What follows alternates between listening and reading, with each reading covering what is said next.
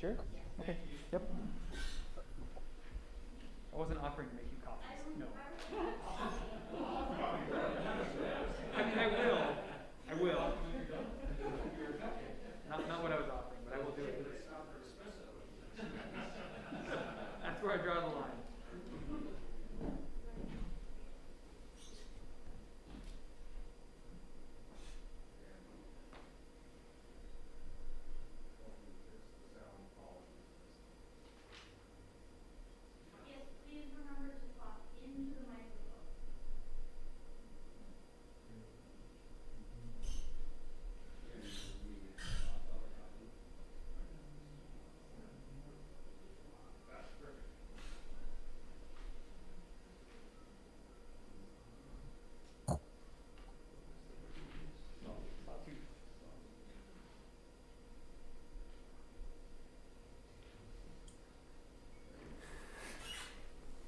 Well, it looks like it's 3:30, so why don't we go ahead and get our meeting under order. Yvette, should we do a call to order and roll call, and then the Pledge of Allegiance? Oop. Your red thing on? Oh, what? Good afternoon, commissioners. Can you hear me? Yes, ma'am. If you could talk a little louder, that would be helpful.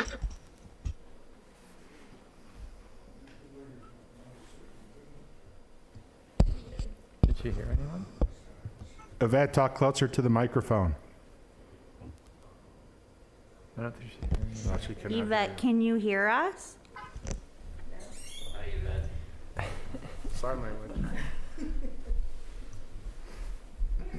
Remember I said that we fix all these issues? That's kind of like how construction goes. Oh, perfect. See him? He's right there. But we knew hybrid's going to be a little bit challenging at first until we get the hang of it. And it certainly has been.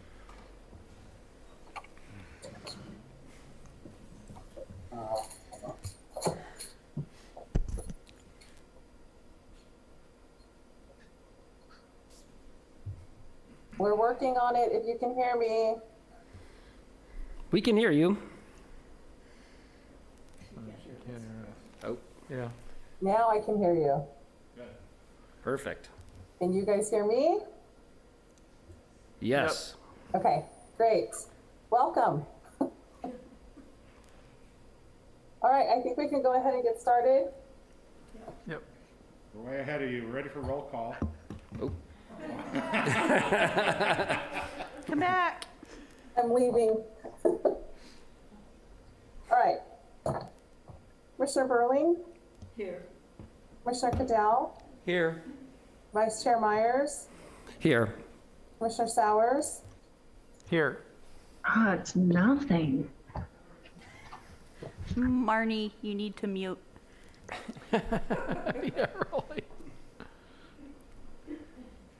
Shall we stand for the Pledge of Allegiance?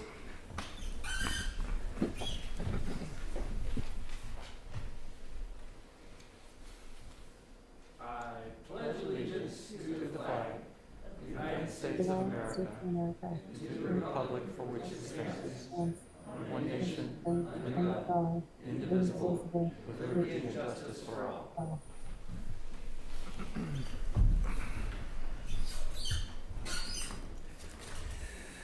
Okay, good afternoon. This is the portion of our public appearances. Members of the public are entitled to speak on matters of municipal concern not on the agenda during public appearances. Each person's comments shall be limited to 3 minutes or as otherwise established by the commission, but we're going to stick with the 3 minutes, please. Matters not appearing on commission's agenda will not receive action at this meeting, but may be referred to staff for a future meeting. Persons are not required to give their names, but it is helpful for speakers to state their names so that they may be identified in the minutes of the meeting. So with that being said, is there anyone from the public that cares to make an appearance?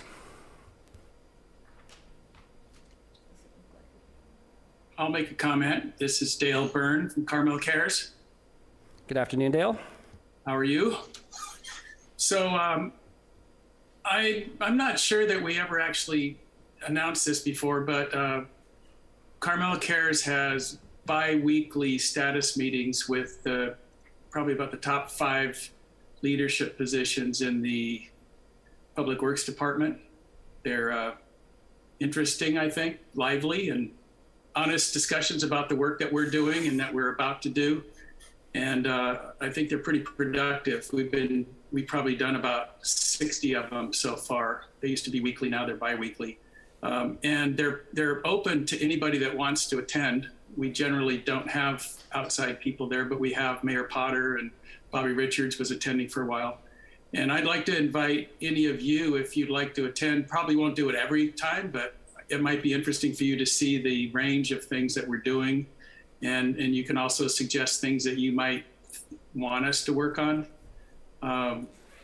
If you guys want to, you can email me at carmelcares1@gmail.com, and I will send you an invite. Or I could just send all of you an invite for the next time if you guys think you might be interested, and then you can jump in whenever you want to. The next one won't be this Friday, it'll be a week from Friday, a week from tomorrow. And I just wanted to let you guys know that. And thank you for all the things you guys do.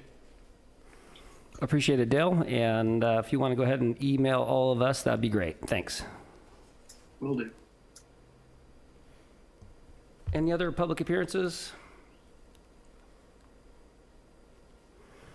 Well, with that being said, we'll go ahead and close public appearances and then open up to announcements. Any announcements from the commission, from our director? Yes, I do have one major announcement, and this is to thank Commissioner Cadell for, 4 years, 8 months of service on the Forest and Beach Commission.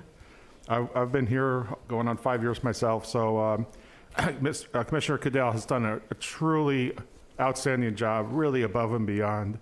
He's really helped us with some of the toughest decisions, and I was hoping that the audience would give him a nice round of applause. A standing ovation, perhaps. Absolutely.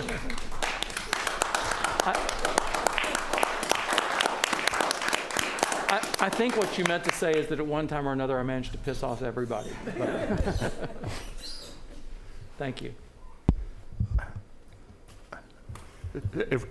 If you didn't bring the donuts, we would have. All right. No cupcakes, yeah, a cupcakes would have been a seated ovation. And that's all I had, Mr. Chairman. Got it. Thank you. Any other announcements? Forrester, Sarah, nothing from her? Okay, then let's go ahead and move into the consent agenda. Items on the consent agenda are routine in nature and do not require discussion or independent action.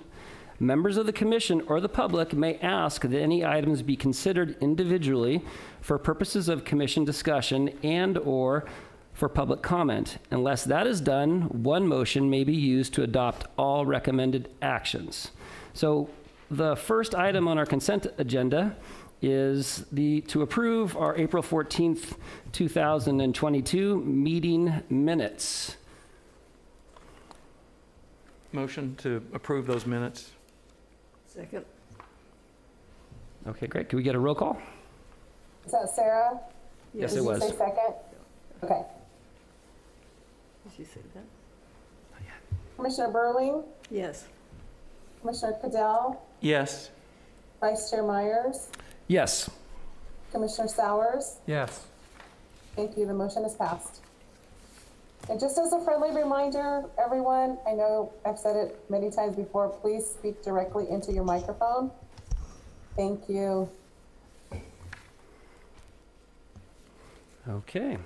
Well, with the consent agenda moved on, let's head into our public hearings. And the first agenda item in public hearings is the release of a stop work order at Mission Street 4, southwest of 10th Avenue. And I'm going to hand that over to you, Sarah. Yes? Thank you. Perfect. Thank Yes. you.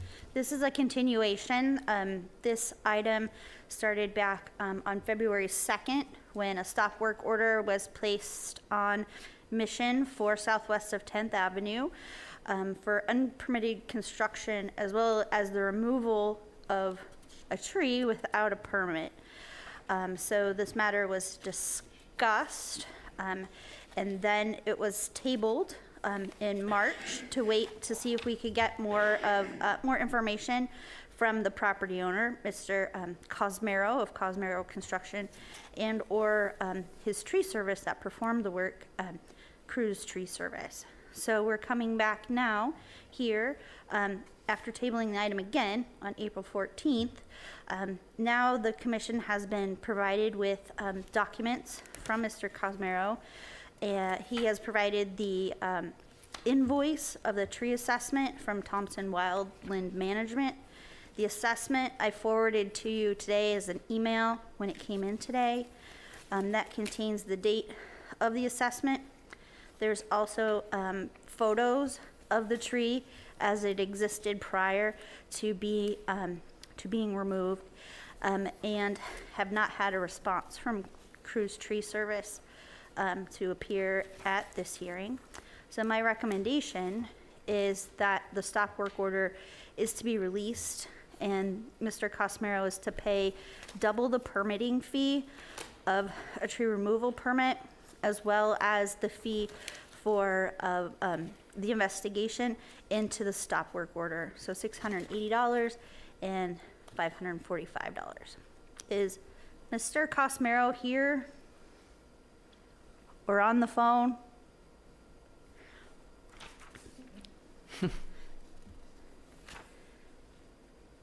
That's it. Thank you, Forrester. Sarah, from the commission, does anyone have a question for what was just presented? Yes, Commissioner Cadell. Sarah, I'm looking through these texts and the invoice and then the photographs, and I really have two questions. One, do you have any idea what happened with this permit that supposedly was applied for? And it looks like there was some discussion of it, but I don't see any real confirmation. Correct. It did not come to me electronically. It did not come into the planning desk electronically. There are no paper records of this application in existence. So is my assertion that the application was never submitted to the city. But it does look like Mr. Cosmero believed there was going to be an application. It does appear that way. Okay. So that makes me feel, and there's no reason to suggest or to believe that the invoice from Thompson, the arborist, was backdated or anything like that. No, there's no reason to believe that. I don't believe, no. Okay. Then the other question I have is, looking at these photographs, I mean, it's hard for me to tell, but I mean, I don't see, I understand they say the tree was blown off in a storm, or the top was, but it looks to me, I mean, it obviously needs pruning, but I can't tell that that's a tree that needs to be taken out. Yeah, because of the quality of the photo, it is hard to interpret. It's so grainy, you can't really see very well as the light condition when the photo was taken. So the photo is inconclusive. Okay, thank you. Are there any other questions from the commission for what's been presented by Sarah? Then, and we've determined that is the applicant on the line? Doesn't appear so. Okay. Should I open up to the public? All right, I'll go ahead and open it up to the public. Is there anyone from the public that would like to speak to this matter? Or online? I don't see anyone's hands raised. Yeah. Okay, Unless wait. Rainey. Yeah. Rainey just popped Yeah. up. Sorry. Hi there, Amy. I would just say, if we want the contractors, the tree contractors, to behave themselves, why couldn't some level of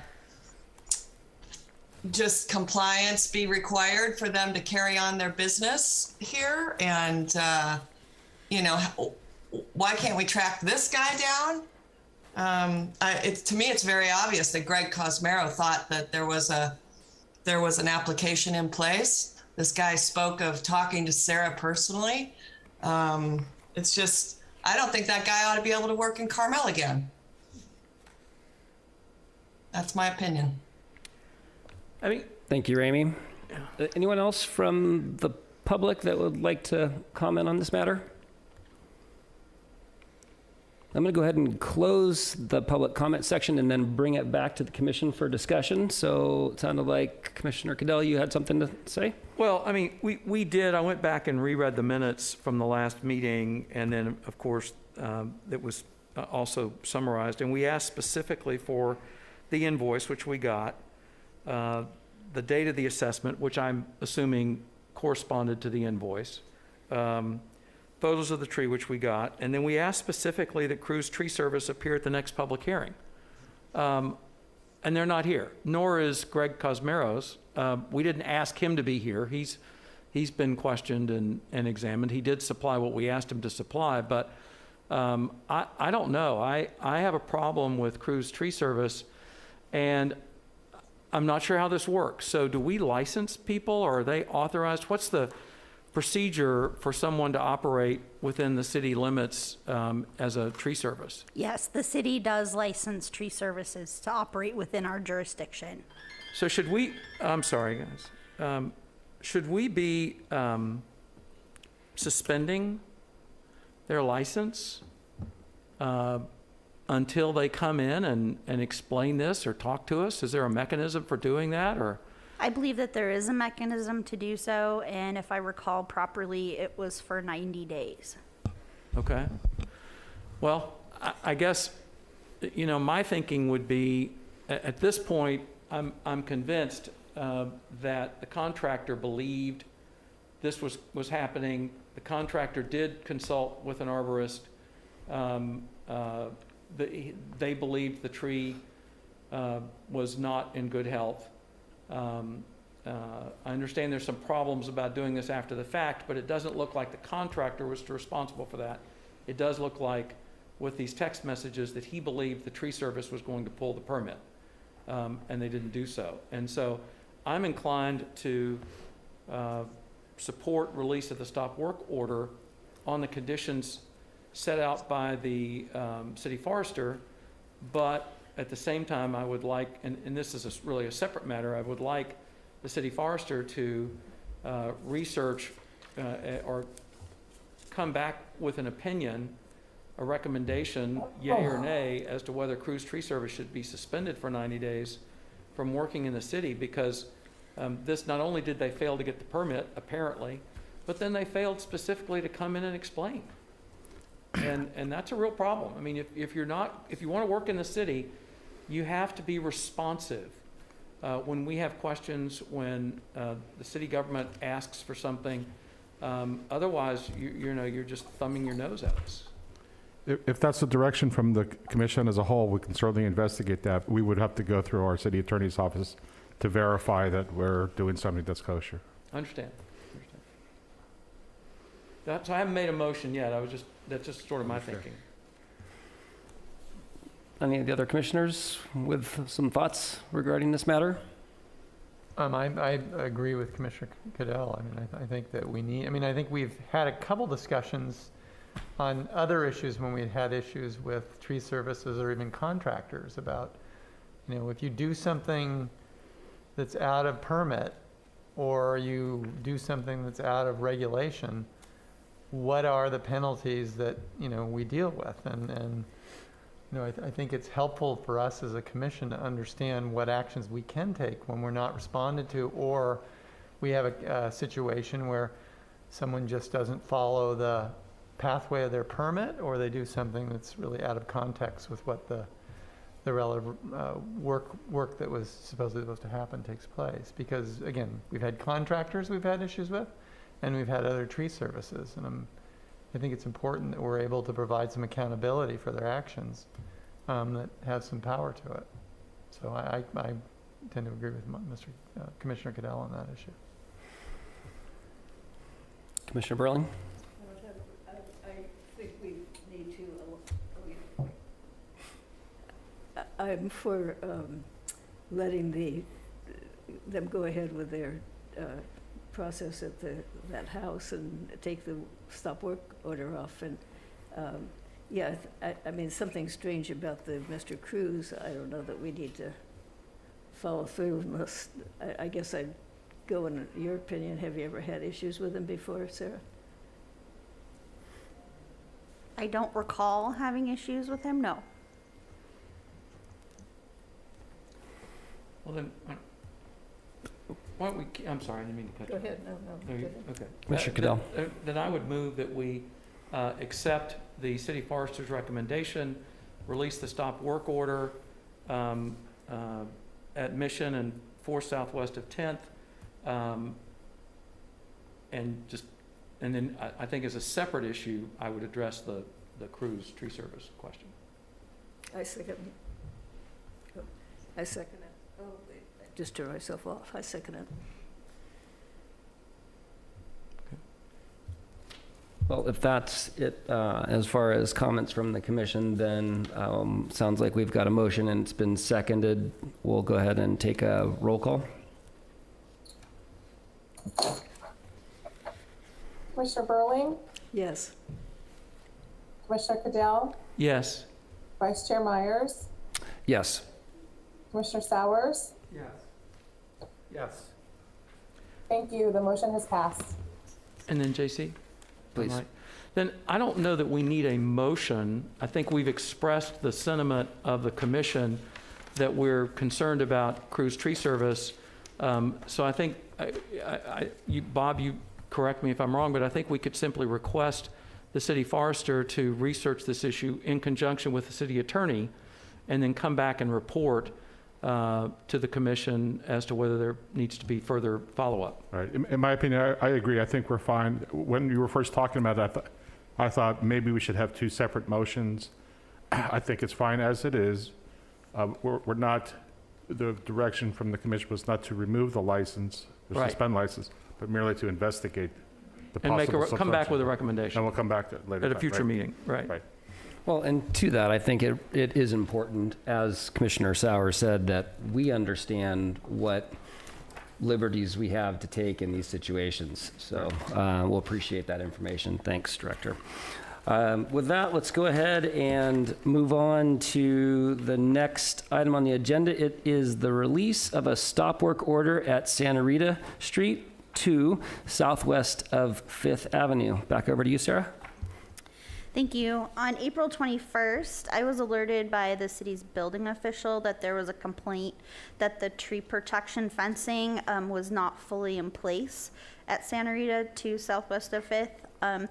Upon inspection, the fencing was down and there had been excavation within the drip line of the significant tree. So per city code, a stop work order was issued. Since then, the fencing has been put back in place as well as mulch has been installed. So my recommendation is to release the stop work order and just charge the stop work order investigation fee of $545. Thank you, Sarah. Anyone from the commission have any questions about what our forester just presented? And then should we go ahead and have the applicant speak to this, or should, yeah, please. Certainly. Sure. If you'd like to come up and to the microphone, thank you very much. Yes, thank you. A gracious good afternoon to you all. My name's Denny Levette. I've been here for 45 years.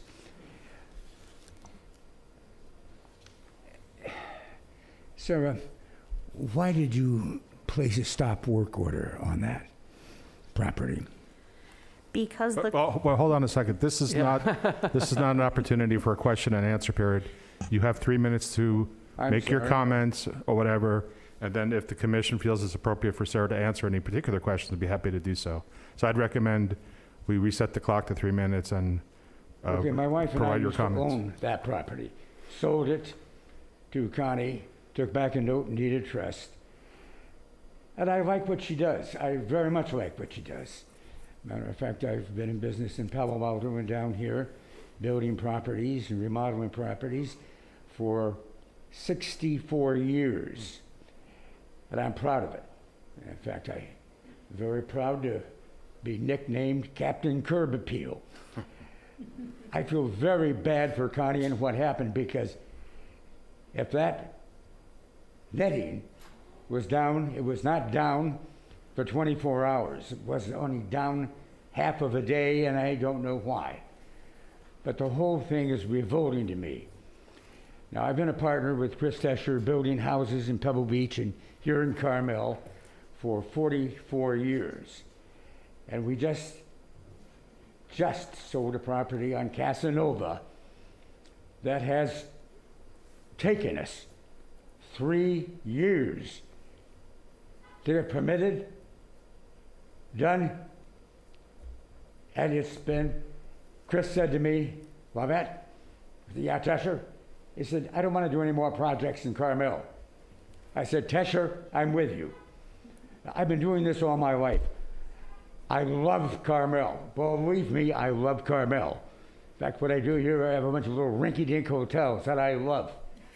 But I am absolutely at my wit's end with the Planning Commission and the Forestry Service, et cetera, et cetera. It's insane. And I feel bad for anybody who wants to do a project here. Thank you very much for your time. Thank you for your comments, Mr. Levette. Is there anyone else from the public that would care to? Any other applicant? I'm sorry. Oh, no, I'm asking if there's anyone else that's part of the applicant that would care to speak. I thanked you for your time. Of Thank course. you. Seeing none? Doesn't look as if there is. Bring it back to the commission. Commission, do you have any questions for the applicant? No, I mean, I would only comment that the city forester, in my opinion, acted exactly as she should have. If we have conditions of construction to protect trees, and this is a significant tree, there's no question about it. It's a beautiful cypress. They have to be adhered to. And if you can't adhere to those conditions that are part of the permit, then you probably should go work somewhere else. And so, or take an appeal if you felt that the conditions were too onerous of some kind. So I support the city forester, but I don't have anything. I mean, I would accept the city forester's recommendation that we release the stop work order. Before we do that, I want to open it back up to the public. Sorry. I just specifically anything we wanted to direct to the applicant, and it looked as if Mr. Levette has exited the building. So why don't we open it up to the public for comment, and just to remind anyone from the public that would care to comment that you have 3 minutes once you take the mic. So with that, is there anyone from the public that would like to speak to this matter? Okay, doesn't look like it. Let's bring it back. We'll close the public comment section and bring it back to the commission for discussion. There's been just a little bit briefly, but anyone care to lead it off? I think we can take you? Sarah's, I did it. Okay, speak of the mic. Yeah, I did. Okay. I would suggest that we take Sarah's suggestion, her recommendation to release the stop work order and to, for the builder to pay the $545 for the stop work order. Okay, thank you, Commissioner Burling. Any other comments from the commission? I guess my only question on this is that, to the forester, was there any damage with regards to the fencing being taken down and the excavator being within the footprint of the fencing line? Not that was visually evident at the time I was on the site. It's the municipal code in 1748-110 outlines when a stop work order is to be issued. So it was a violation of municipal code. So I was following the letter of the law. And again, Mike, I appreciate that. My question is so let's say someone needed to move the fence for an hour or two to just get something in. Do they need to contact the city and ask for that ability to remove the fence and then take their action and put the fence back up? Is there a Yes. process in that that's fully documented for an applicant or someone that's doing construction? with It's a fence outlined place? it's outlined in the conditions of approval on the plans. Okay, so that it's a standard procedure that if someone wanted to move that fence isn't the fence put up by the contractor or the project owner? Yes, and then I inspect it. You inspect And then it, they're okay. issued their permits to proceed with their project. And they're not allowed to do anything to that fence without having you come and visit the property and inspect what's going on with the fence that's been put up? Correct. Okay. Okay, thank you. Thanks. And actually, I'll follow up on that, Sarah. When you were advised that there was this violation, about how long did it take for you to make it to the property to inspect?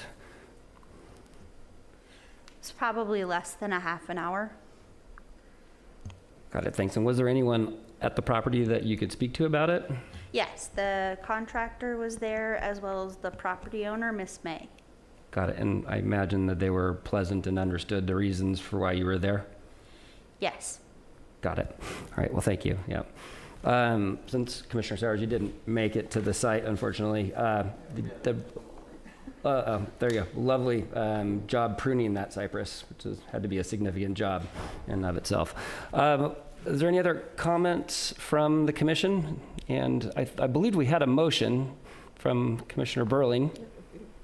Was there a second? Second. Okay, well then, Yvette, if you could give us a roll call. Okay, first of all, who said second? That was Commissioner Cadell. He's going to Okay. get in on everything today. This is his last meeting.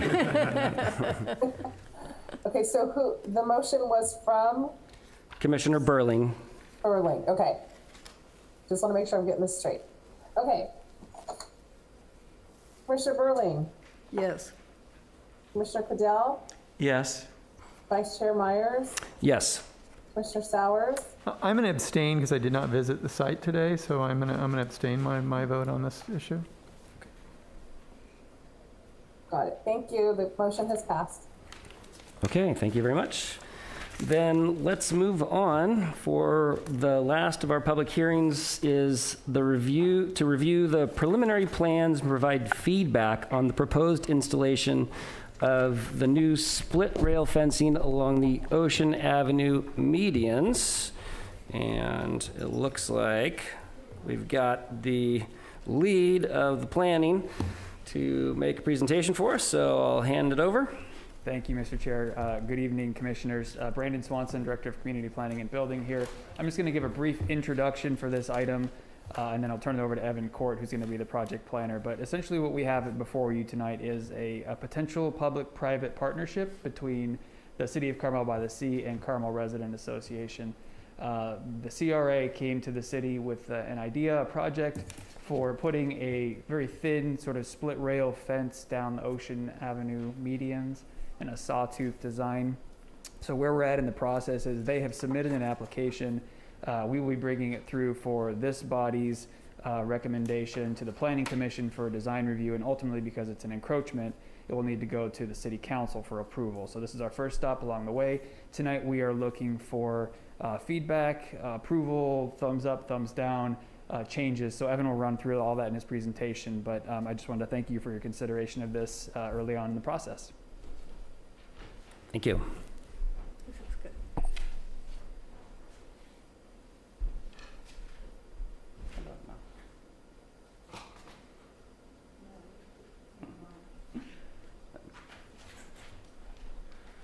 All right, thank you, Commissioners.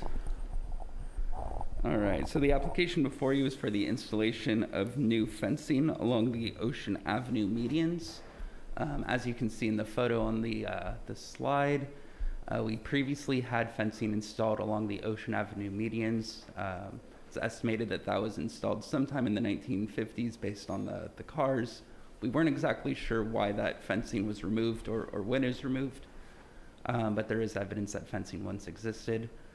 The fencing is proposed to match the design of the existing fencing along the Junipero medians. The project is proposed to be funded by a donation by the Carmel Residents Association and is currently part of the fiscal year 2022-2023 CIP. The overall goal of the project is to enhance public safety along Ocean Avenue. And as Brandon mentioned, the purpose of this review by the Forest and Beach Commission is to review the preliminary drawings and provide feedback and direction on the proposal. So in respect to public safety, one of the things the fence is hoping to curtail is jaywalking across Ocean Avenue through the medians. So as you can see in this photo, if you're on the north side of Ocean, it's just a small step up onto the median. It looks very easy to cross. And then as you go across, it's quite a step down. This is just one median, the one closest to Monteverdi Street, but this pattern is consistent throughout the entire length of Ocean. So it is quite a trip and fall hazard, as well as just jaywalking being dangerous in general. And then we've all experienced this during Car Week, people gathering along the medians. This unfortunately happens even not during Car Week. So again, the fence is just a deterrent to people standing and gathering along the medians. So the fence is proposed to be designed in a it's a split rail fence in a zigzag or sawtooth design. It'll be 2 feet 6 inches tall at the highest point, with intermittent breaks to avoid trees, as well as utilities and other features currently located within the medians. And then again, this is just a visual representation of the fencing. So again, it's a zigzag pattern weaving through the medians. We have breaks for trees, and then this is just a top-down site plan view. So with that, the commission may accept or recommend approval of the proposal, recommend approval of the proposal with specific direction to modify the project prior to being reviewed by the Planning Commission, request additional information and or materials and continue the review to a future date, or recommend denial of installing the fencing along the Ocean Avenue medians. That concludes my presentation. I'm happy to answer any questions. I appreciate that, Evan. Thank you very much. For the commission, any questions about what was just presented? Just the drawings make it appear that all the vegetation, the shrubs, that sort of thing will be removed. Is that the intent? So perhaps Bob or Brandon could elaborate on this, but we're currently going through the beautification process of the medians. So some of them are cleaned up more than others right now. So I believe that these medians in the photos have had the shrubbery removed. Unfortunately, I don't have pictures of them, but there are medians further up on Ocean that have been spruced up a bit. And if I may add to that answer, really depends on the timing of this. If all goes well and it's expedited and it happens quickly, we would defer the Median Island landscaping project that you saw the pilot study on several months ago, and we just started on the second island from Lincoln to Dolores. So we could defer that if all goes well, or worst case scenario, we go full steam ahead with the Median Islands. We've had staffing shortages, which has kind of delayed things, but if we were to finish that, it makes the fence installation a little bit more tricky, but not impossible. So we would, if and when we install the fence, we'll be doing potholing to make sure we're not hitting any utilities, such as the electrical, the irrigation system, that type of thing, or any roots. And we would have to be just generally careful not to damage any of the existing trees or shrubs, or if it's absolutely critical, maybe relocate a shrub or add another shrub or whatever. So installation would not be detrimental on existing or proposed landscaping. And then just to follow up, what evidence do we have that a fence that's 2.5 feet tall is going to be a meaningful deterrent to people jaywalking who are already willing to ignore the crosswalks and walk through the bushes to get to the other side. I mean, you can easily step over a 2.5 foot fence without any problem. I worry that we're going to put in something that we're just going to end up spending a lot of time maintaining because people are going to walk over it, knock it down, break it, that sort of thing. And then during car week, I think all you're going to do is have people stand in the medians and sit on the split rail fence until it breaks. I mean, I don't think that's going to affect. You may have some impact on jaywalking, and I'd like to know what evidence you have that would work. But the car week thing, I think people are just going to stand wherever they can stand, and they're going to, I don't think the fences are going to deter them at all. I think they're going to use them to lean on. Got it. Just a reminder to the commissioners, please speak into the microphone so that it can be picked up for others that might be online listening. And did you care to respond? I could respond, and perhaps Evan can back me up. We have not done a formal study about the jaywalking. Jaywalking does happen. People have fallen off the side of the medians in the past. In the new landscaping design, we've been trying to mitigate that by putting in larger shrubs. We talked about possible larger boulders to minimize the potential for jaywalking. But even if we had boulders and this sawtooth fence, there's still no way to prevent someone from jumping over, climbing up on the median, Right. trampling through the bushes, crawling over this fence, and then jumping off the wall on the other side. So the police, I have talked to the police department about the jaywalking issue in the past. When we upgraded the medians a couple of years ago, we put in lighting at the ends for the crosswalks. Mm-hmm. So they're more visible now than they used to be. Plus we have the new pavement and the new striping for the crosswalks. I don't know statistically if it's been helpful to reduce the jaywalking, but I don't think there's any way for sure to eliminate it 100%. Yeah. Okay, as a reminder that we are asking questions right now of the presentation that was just made, and there will be an opportunity for us to bring it back for discussion. Commissioner Burling? What did you just say? I didn't catch what you said. Just a reminder that right now we are asking questions about the presentation that was just made. This is not our opportunity to discuss this yet, Oh, right? okay. We're just asking questions about the information. Can I ask, has there been, I know this is being sponsored by the Carmel Residents Association. Has there been, any feedback from, I'm assuming just from the Residents Association, not necessarily the overall residential overview about a split rail fence all the way up Ocean from? I would suggest that the applicant, former Mayor Ken White, is here. He's the applicant, and I believe Neil is on the phone, so I believe that they would probably be best qualified to answer those questions when they have a chance to speak. Okay. Okay, and Thank you. then I had a question, actually. Thanks. Well, a couple questions. First statement, interesting in the picture that you show in Car Week, you see people standing in the streets as well as on the medians on both sides, right? Pretty typical. I've lived here almost 20 years, and that's about what seems like always happens. In that picture, it doesn't actually sell the story of needing this fencing. The cost itself is, did you guys call my fence builder to have that quote? Because that seems outrageous. I don't know. That was just a joke. Don't have to answer that question.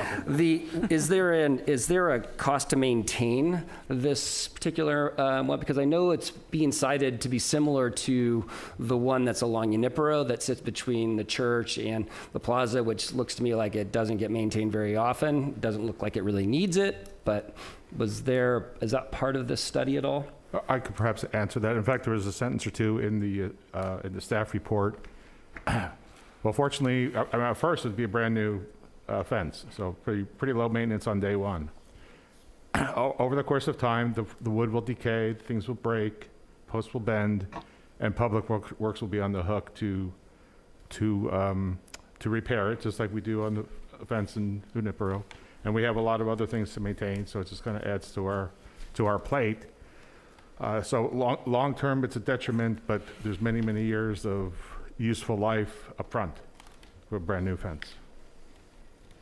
Okay, thank you. And then there's an applicant that is going to speak to this, is that what you said? Yes, and they are, one is here in the room and one is on the Zoom land. Right, I'll just make sure that there are no more questions from the commission to this presentation. All right, well, thank you for your presentation. Yep.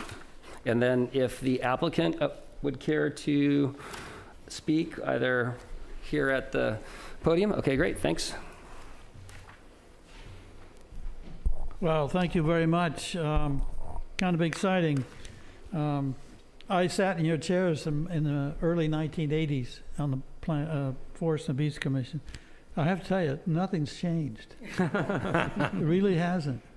Yeah. The comments, the issues in front of you are almost the same as we did then.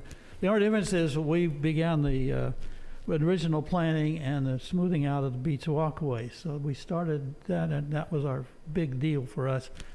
And today, we sent it to the Planning Commission and the council when it got done. So I think a lot of people in town don't understand the Forest and Beach Commissions and what they do. And it's kind of a shame, because if you look around our city, that's most of our city is what you're dealing with. How this idea occurred was about 3 years ago, when I was standing at Carmel Drugs on the north side of the street.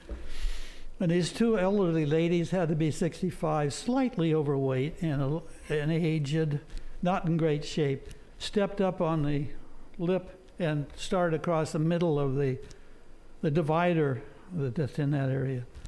They got to the other side, and as explained by Bob here, that drop is about this much. You looked at two, and I watched them, two perplexed people trying to figure out what to do. When they first started in the north lane across, they started directing traffic by holding their hand out like this. And they walked across. People stopped for them.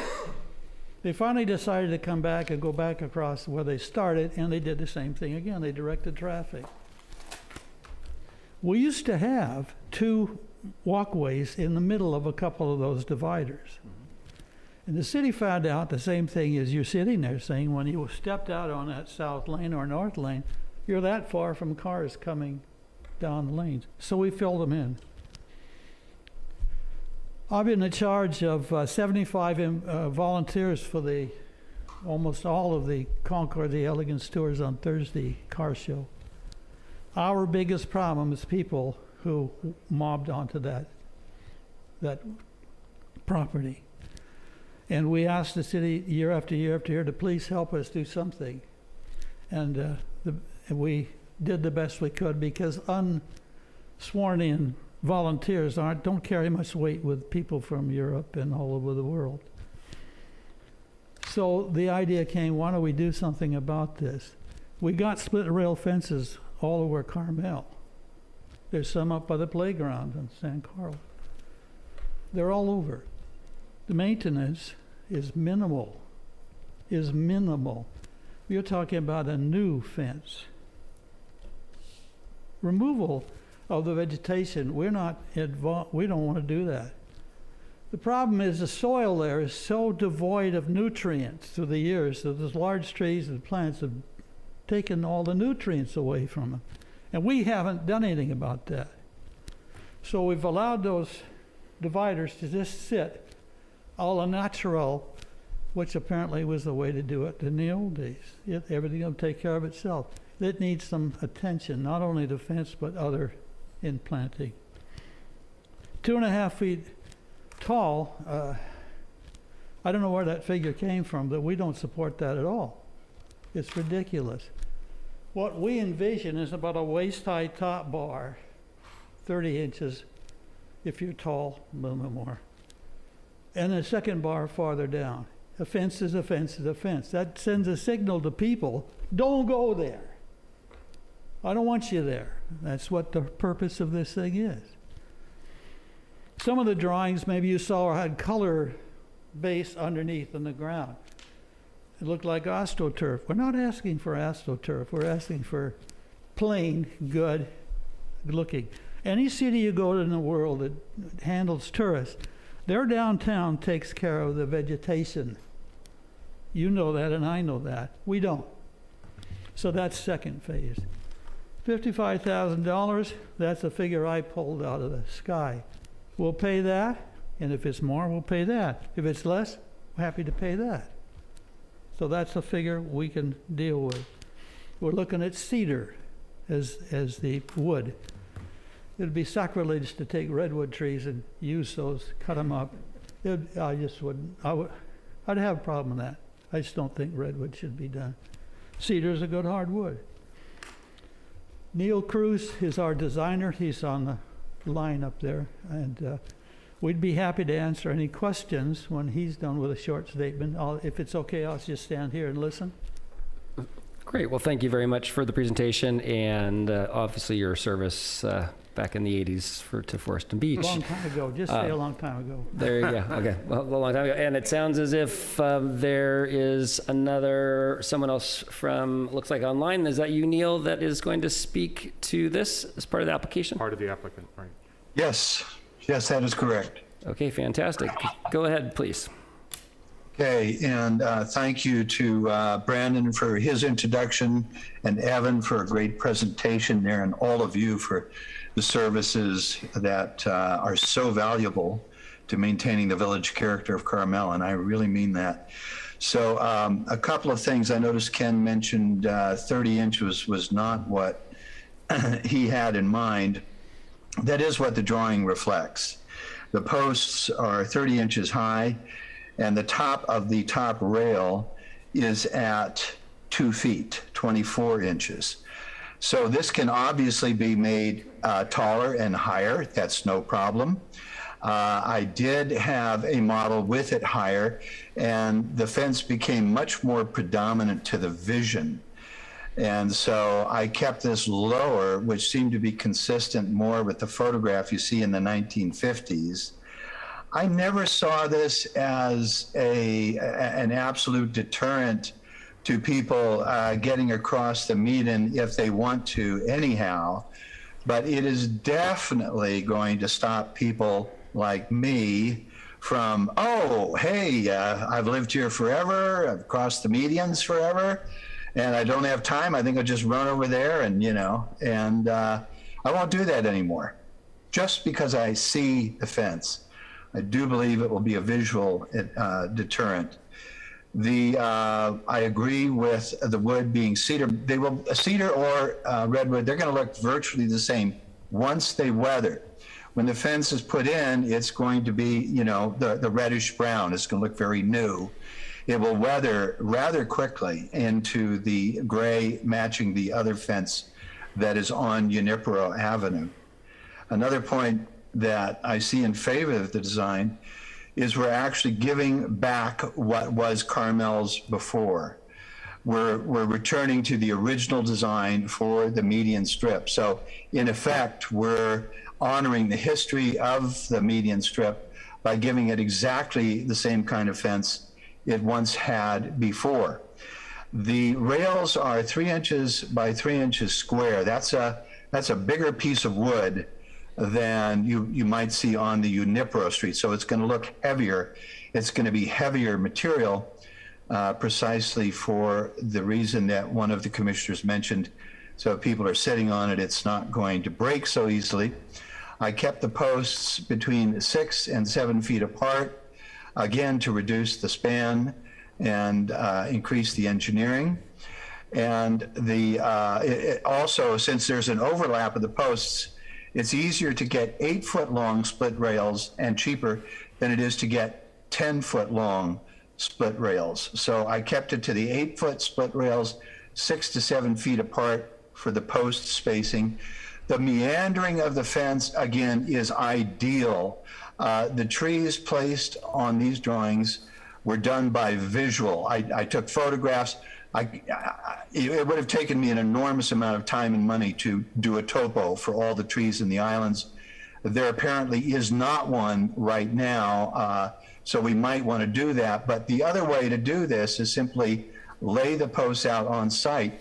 You can create gaps where you want gaps. So if service personnel need to get through, for example, you'll see some gaps where the railing stops when we get to a tree, but the railing, or the fence, excuse me, can also meander. It can take an angled turn. As you see, it meanders. The meandering is perfect for weaving in and out of the trees. And it looks very old world. I think it's a very attractive look.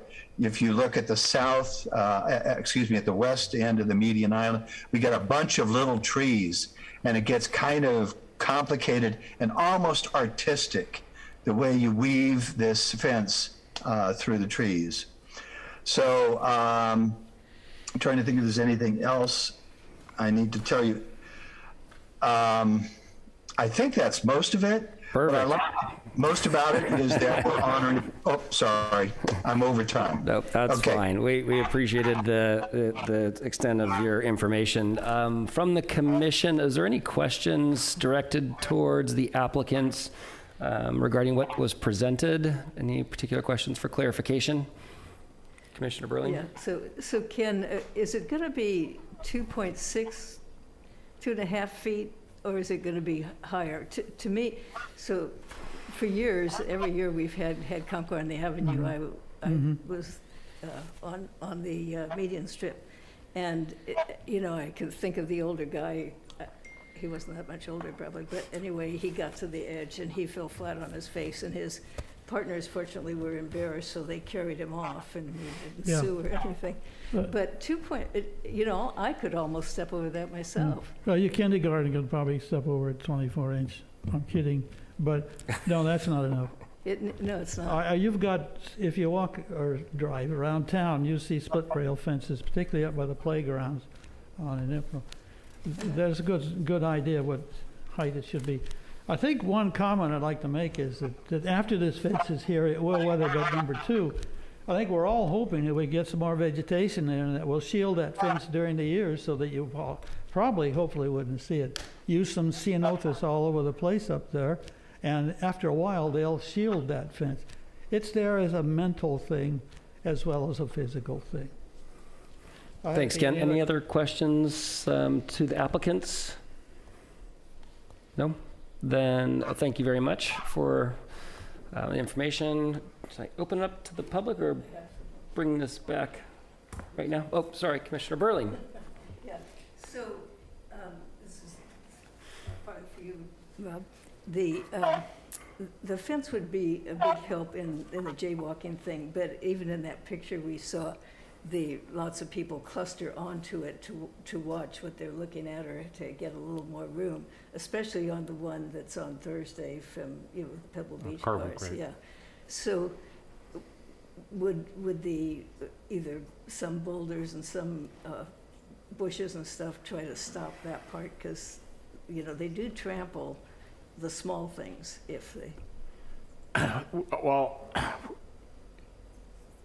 we have to plan for the worst case scenario, and they could potentially trample everything. Over the past few years that I've been here, we've had police enforcement stepped up, which has been mildly successful, but only temporarily, because when they go down a block away, people go right back. We've had talked to the applicant about it, that they were good. They had their security people also, but again, there's only so much they can do. We have talked, I don't think we've done this, but we talked about post and cable railing like we have at the North Dunes. We talked about putting that at the edges of the medians. It's expensive, it's time consuming. Could be done. We're not sure if that would solve the problem either. But so there's a number of methods that we had, and then also, putting in boulders that with a point at the top, so you don't you can't really comfortably sit on top of a boulder. So we have considered some of these things, but so far we have not found the fail-proof mechanism. Yeah. And Commissioner Burling, as a part of the landscape renovations in those medians, the plants are chosen to deter that type of behavior. It's a concept in environmental psychology that there's certain forms of plants that people naturally shy away from because they feel like they're going to get hurt if they interact with it. So that, as well as using stone boulders as actual blockages was the intent of the re-landscaping. Is that saguaro cactus? Ooh, I sat on that as a child. It's not good. More things that look spiky. Well, okay, why don't we bring it back to the commission? And I just want to remind the commissioners that the staff has requested that we're reviewing this, the preliminary drawings, and provide feedback on the proposal.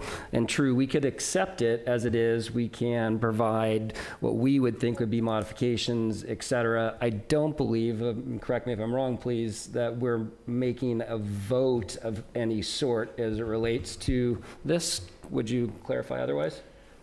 You could put in your motion to recommend that it comes back at a later date, or perhaps after it goes to the planning commission. But this is just the first go around. Hopefully we can have sufficient comments from the Forest and Beach Commission so that the design can be honed down and get closer to final. But if you want to see it back, that's an option. If you want to just make recommendations and let the planning commission take it from here, that's another option. Okay. But again, recall, Planning Commission will be reviewing this at least once for sure. And at the time of donation from the CRA, that becomes officially a capital improvement project. We accept the donation and we issue a permanent encroachment permit. So the city council will be able to chime in at there as well. So there's three bodies that are reviewing this project. Got it, understood. Then with that, let's focus on having a discussion around what we believe to be is being presented and how we think as a group, as a body, we like it or don't like it, or what kind of suggestions we have. And I'm happy to start, lead it off. Commissioner, are you going to do public comment on this? Oh, gosh, sorry about that. Why don't I open it back up to public comment? I didn't see, I've got a big timer right here on my screen and I didn't see anybody's hands up. I apologize. So let's put it back to the public for comment. All right, this is Dale Byrne. I'm speaking as Carmel Cares and personally for myself. I feel bad having to bring up the opposite side of this since Mayor White and Neil Cruz are good friends of mine and I highly respect their opinions. But first, if you look at the picture, the existing trees and shrubs aren't there, and there are a lot of them now. It won't be easy to avoid the existing trees, shrubs, lighting, wiring, which wasn't there, boulders, the new irrigation system that was recently installed. There doesn't seem to be pictures of the other medians ever having this fence, and clearly it was taken out for some reason on Ocean at some point. There were also some old rotten ones in Devendorf Park that had large nails sticking out of them and in and around some hedges, and they were all rotted and removed. They were probably installed about the same time. And it made a major improvement in the park, and we've seen many positive comments after we did that. It seems that the city has plenty of things to maintain, as Bob said earlier, to the point that Carmel Cares is providing maintenance on many important open spaces around town already. The current fencing on Rio and Junipero, and you didn't talk about Rio because there's a 300-foot median there that has it, and Junipero isn't properly maintained currently. People jaywalk constantly on the Junipero median. I saw several today walking by there as I drove by. And there are nails and large splinters on it, and some of it is leaning over precipitously. And I think it's been propped up recently. I personally won't work anywhere near those areas anymore. In terms of it being minimal impact on landscaping maintenance, I would disagree. I'm probably the only person other than Public Works, Cindy Lloyd, and Shirley Moon who work on the medians with our professional gardeners and volunteers. And I've spent many hours over the last 2 years doing that. I've worked on all 5 ocean medians, including removing most vegetation from Monte Verde to Lincoln and Lincoln to Dolores as part of our prep work in partnership with Public Works for the latest beautification effort. I've also worked to clear the Rio median twice. I scrape myself every time on that fencing, and working on that median requires walking 200 feet to get to the other side, even if you're not in the middle. I would not work on any medians any further should this fence be installed on Ocean Avenue. The median landscaping has been updated, the last major time memorialized in the 2005 timeframe by plaques on the end of the medians. A better solution would be to observe where the jaywalking is taking place, primarily between Pine Inn and the coffee shop, because I hang out there on the medians, across the street, and use large boulders and ceanothus shrubs in those areas. As a lifetime member and former board member of the CRA, it's hard to believe that the board has approved an open ticket for this project. There are so many worthwhile projects, people, and organizations that need so much help these days. Carmel Cares has a list of about 30 projects the CRA could sponsor. For instance, the Rotary, if I could have just 15 more seconds, please. For instance, the Rotary just agreed to sponsor and provide volunteers to a project we're scoping and will bring to the commission soon to greatly enhance Forest Theater to have areas for people to have picnics and to add drought-tolerant plants to make the entire area much more friendly to pollinators. We have another one we're scoping on Scenic Pathway to make a mobility-friendly plaza near the handicapped parking spaces. And we have about 28 others if the CRA would like us to come and present those to their board. Thank you very much. And again, I'm sorry to be the other side of this, but I had to do it. Thanks. Thank you, Dale. Anyone else from the public that would care to comment on this before we bring this back to the commission? And I do apologize again for not recognizing anyone there. Shirley Moon has her hand up. Shirley, if you want to go ahead. Yes, this is Shirley Moon, and I have a lot of concerns about this proposal. I've spent a lot of Saturday mornings from 7 a.m. to 8 a.m. picking up trash on those center medians and in the gutters in the center medians. And I can tell you that the trash blows all over into the center of the center medians. And I not only walk the gutters, but I have walked on the center medians, and it requires crossing from side to side. It would very much interfere with that type of maintenance. I think that if jaywalking is such an issue, that it should at least be staggered. The solution should be tried with the landscaping and boulders first. What Sarah said about landscaping is so true, and we have not really tried that yet. And I think we need to select the right landscaping and boulders. If ultimately the fence is going to be hidden by landscaping anyway, why do this? Why would we clutter up our openness that we now have, and we're just now getting it cleaned up, and the lighting after many, many years is finally the correct lighting. I just cannot see in that small space why we would want to clutter it up. And this was the first time I saw the historic view, and that was not convincing at all to me. I thought it looked horrible. So it might have been historic, but obviously somebody took it out thinking better of that decision. I also don't know why we would want to duplicate the fence on Junipero. It just looks odd, and it's falling down, and it doesn't add anything to that street. This has already been said, but the zigzagging fence down the middle of the median is not going to do anything for the crowd standing on the curb of the median. I urge you to reject this proposal. Thank you. Thank you, Shirley. Anyone else from the public that would care to comment? And just a reminder, it is a 3-minute time limit. Yeah, let's hear from the public. I can't see any hands. Maybe Yvette, if you can see any hands? I don't show anyone else raising their hand at this time. Got it. Hang on one second. And then would I kind of allow the applicant to respond to any public comment, or really should that just be something that we bring back to the commission and maybe reach back out to the applicant if we have some additional questions? Yeah, it's frowned upon, but you have the authority to allow that to happen if there's a compelling reason.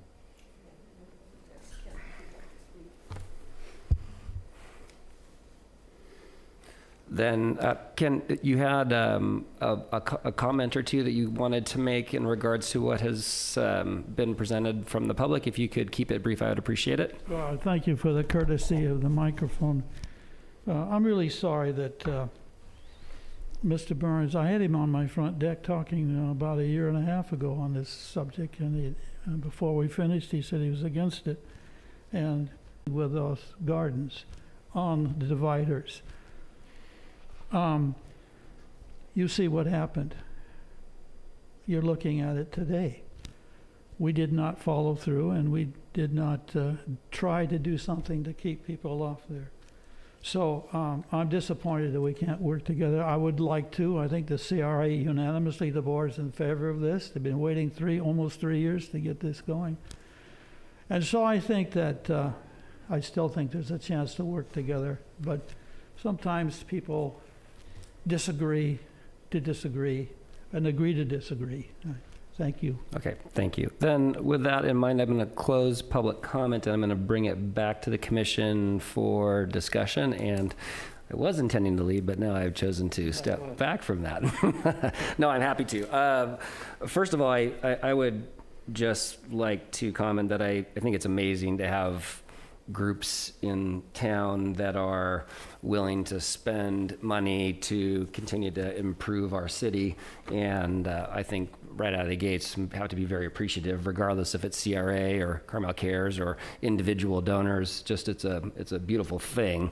When I saw this, my first thought, of course, was the Junipero fencing, and I'm a frequenter of that jaywalking across and see how it's kind of gone its way. And so when that was even associated with this notion, I couldn't really visualize it to being as beautiful as it was presented in these pictures. I have the thought that it's being presented as a deterrent to jaywalking. I think that makes plausible sense. Certainly not going to stop people based off of the way in which, even in the design, there are breaks. So if people are going to choose to do it, I think they're going to choose to do it. And it's certainly not going to stop them when they are at Car Week, when they're standing in the middle of the street, much less, perhaps at a different height, it makes it so they can't sit on it. I think that's an interesting concept. But in general, I have a hard time understanding why this would be of value in terms of a spend, when there are a number of great things that are still out there to be done. Again, it's not discounting the generosity, but that's my first thought.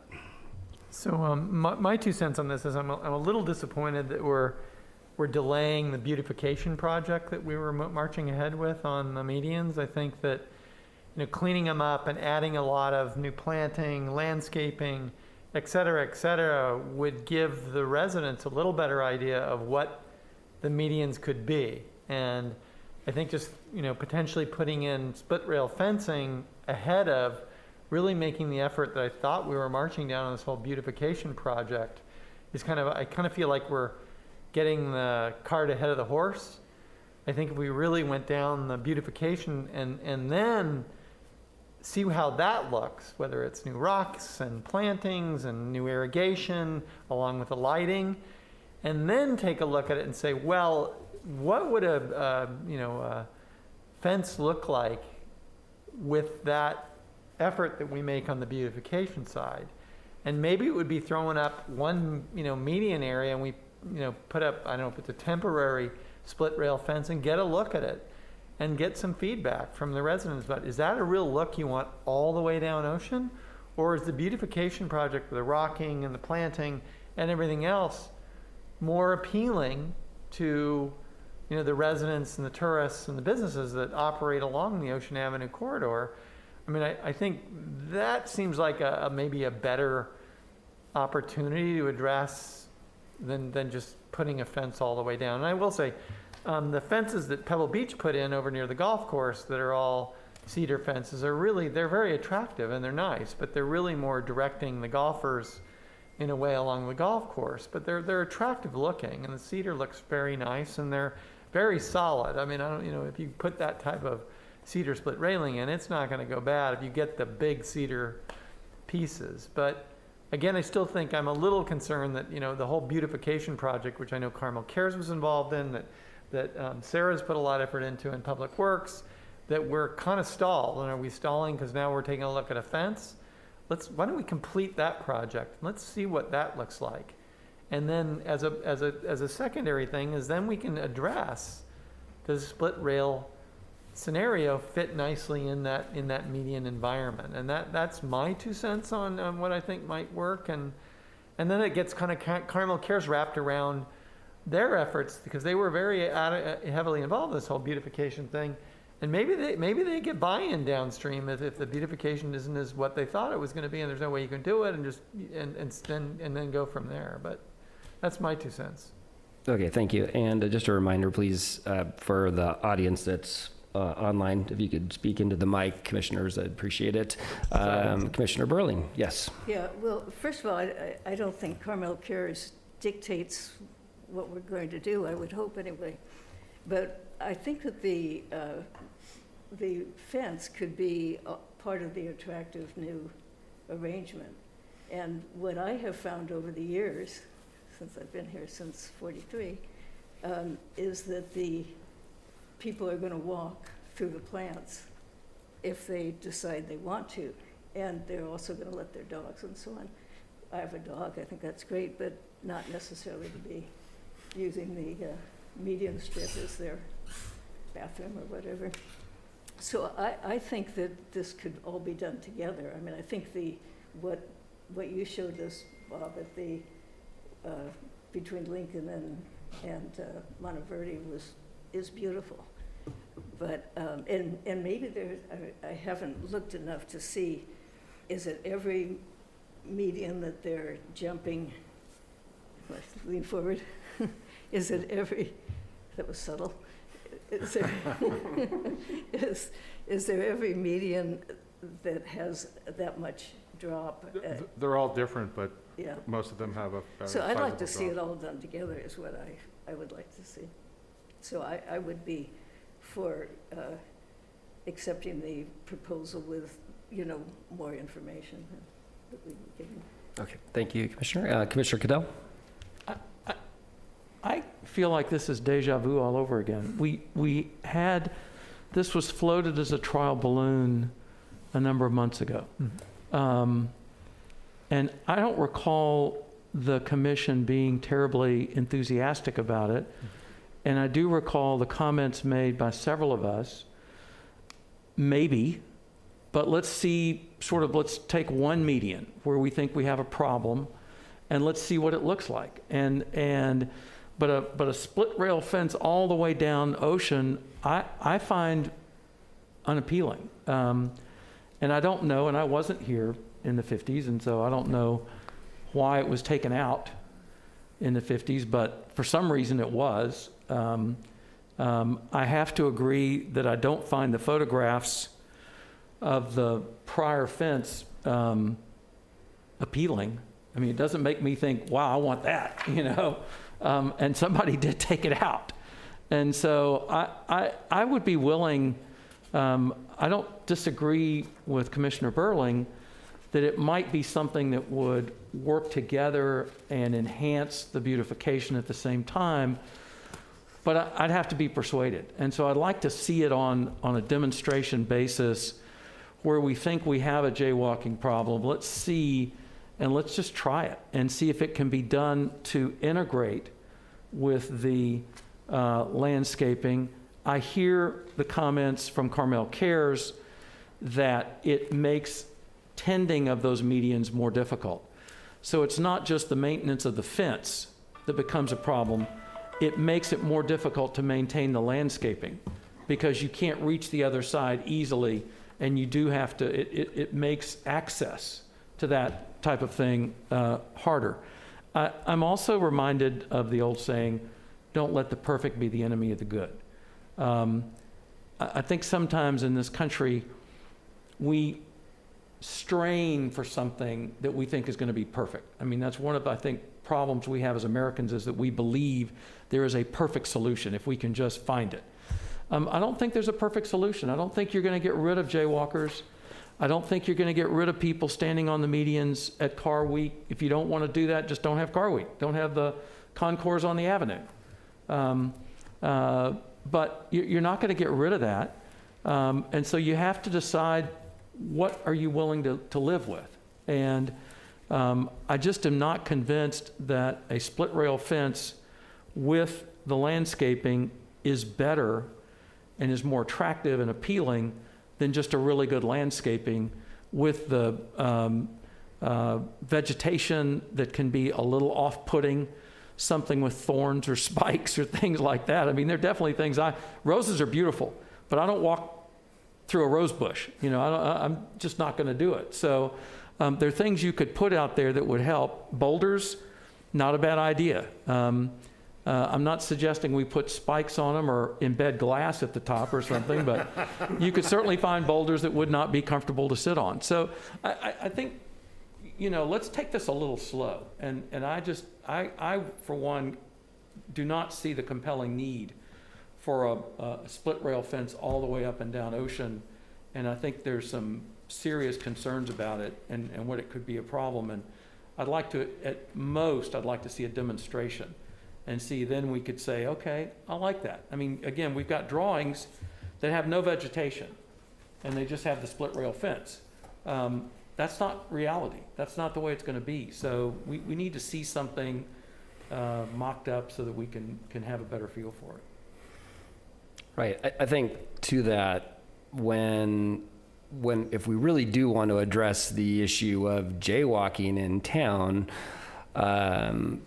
well, of course, there could be signs up that are going to remind people it's a finable offense, et cetera. But we've cited a number of times the Junipero stretch that has this type of fencing.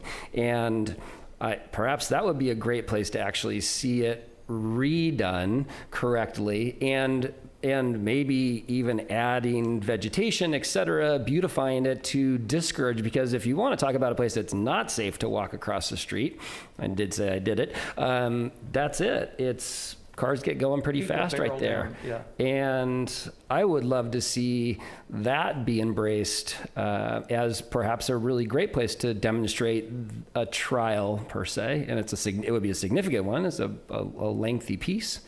Perhaps that might endear others in the community to what it could potentially mean on Ocean Avenue. Is there any other comments from the commission? Is there a motion? I would move that we express the sense of the commission that we are at present not in favor of accepting the full proposal of 5 medians with split rail fencing down Ocean, and that we would like more consideration and integration of such a plan with the beautification. We do not want we want the beautification that's been ongoing to get done. And then if you can integrate on one median as a demonstration project, a split rail fence, then I would be fine with that. I would also be fine if it's done on Junipero. I mean, I do think that, I do feel like we were approached about this months ago and we had many of these same comments. And I feel like nobody listened, apparently. And so I don't think they've made a compelling case that we should do this and sign off on it. And I'm like you, Commissioner Myers or Chairman Myers, I am very appreciative that we live in a community where people are willing to devote their time and financial resources to doing things to enhance our city. All of us are serving on this commission for the same reason. We're not being compensated for it. We have no axe to grind or anything like that. So it's something we put our heart and soul into, and that's the nature of this town. People love it and want to give back to it. So I'm appreciative of that. But you know, we can't always, not every idea is a good idea. So. Boy, Yvette, hope that this doesn't get seconded, because I don't know if you got all that as a motion. Well, no, the motion's pretty simple. Well, would you be willing to make it for like one demo? I would, yeah, sure. I would propose, as a sense of the commission, that we do 2 things. 1, proceed with the beautification for the medians. 2, if it can be done, let's do 1 median demonstration of the split rail integrated with the beautification, so that we can see what we're talking about and see if that's really something that should be extended beyond 1 median. Okay, and that could be either, oh, dang it. You seconded it? Well, then, could I ask for a friendly amendment to that? Should go ahead. Which would be that it either could be on Ocean Avenue, or it also could be over on I Junipero. think Junipero is too different. I mean, Just asking for it as a friendly amendment, as an or. And if I may, that's not on the agenda for today to talk about the Junipero. It was used as an example, yeah. but that's not really on the table. Okay, then I'll strike my amendment. And then it looks like you got a second, Yvette. Okay, who did the second? That was Commissioner Burling. Okay.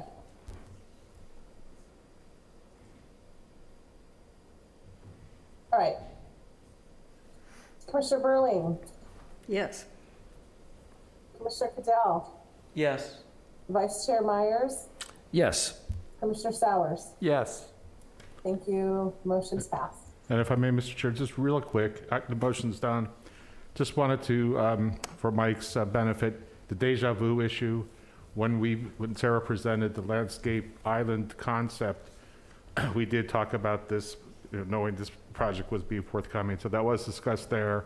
And also in the Public Works monthly reports, I've been mentioning it, kind of give an update on what the status is. So yes, you've heard some of this before, but not to the detail today. All right. But we did have a discussion on it. Yeah, there has been. Yeah. Okay, thank you. So we'll go ahead and move on with the orders of business. Orders of business are agenda items that require city council, board, or commission discussion, debate, direction to staff, and or action. And it looks like the first order of business is Friends of Carmel Forest letter regarding tree replacement along Scenic Road. And I imagine, Ramey, that you're going to take the floor. Thank you. I want to thank you for the opportunity to share this communication with you all, but also with the public.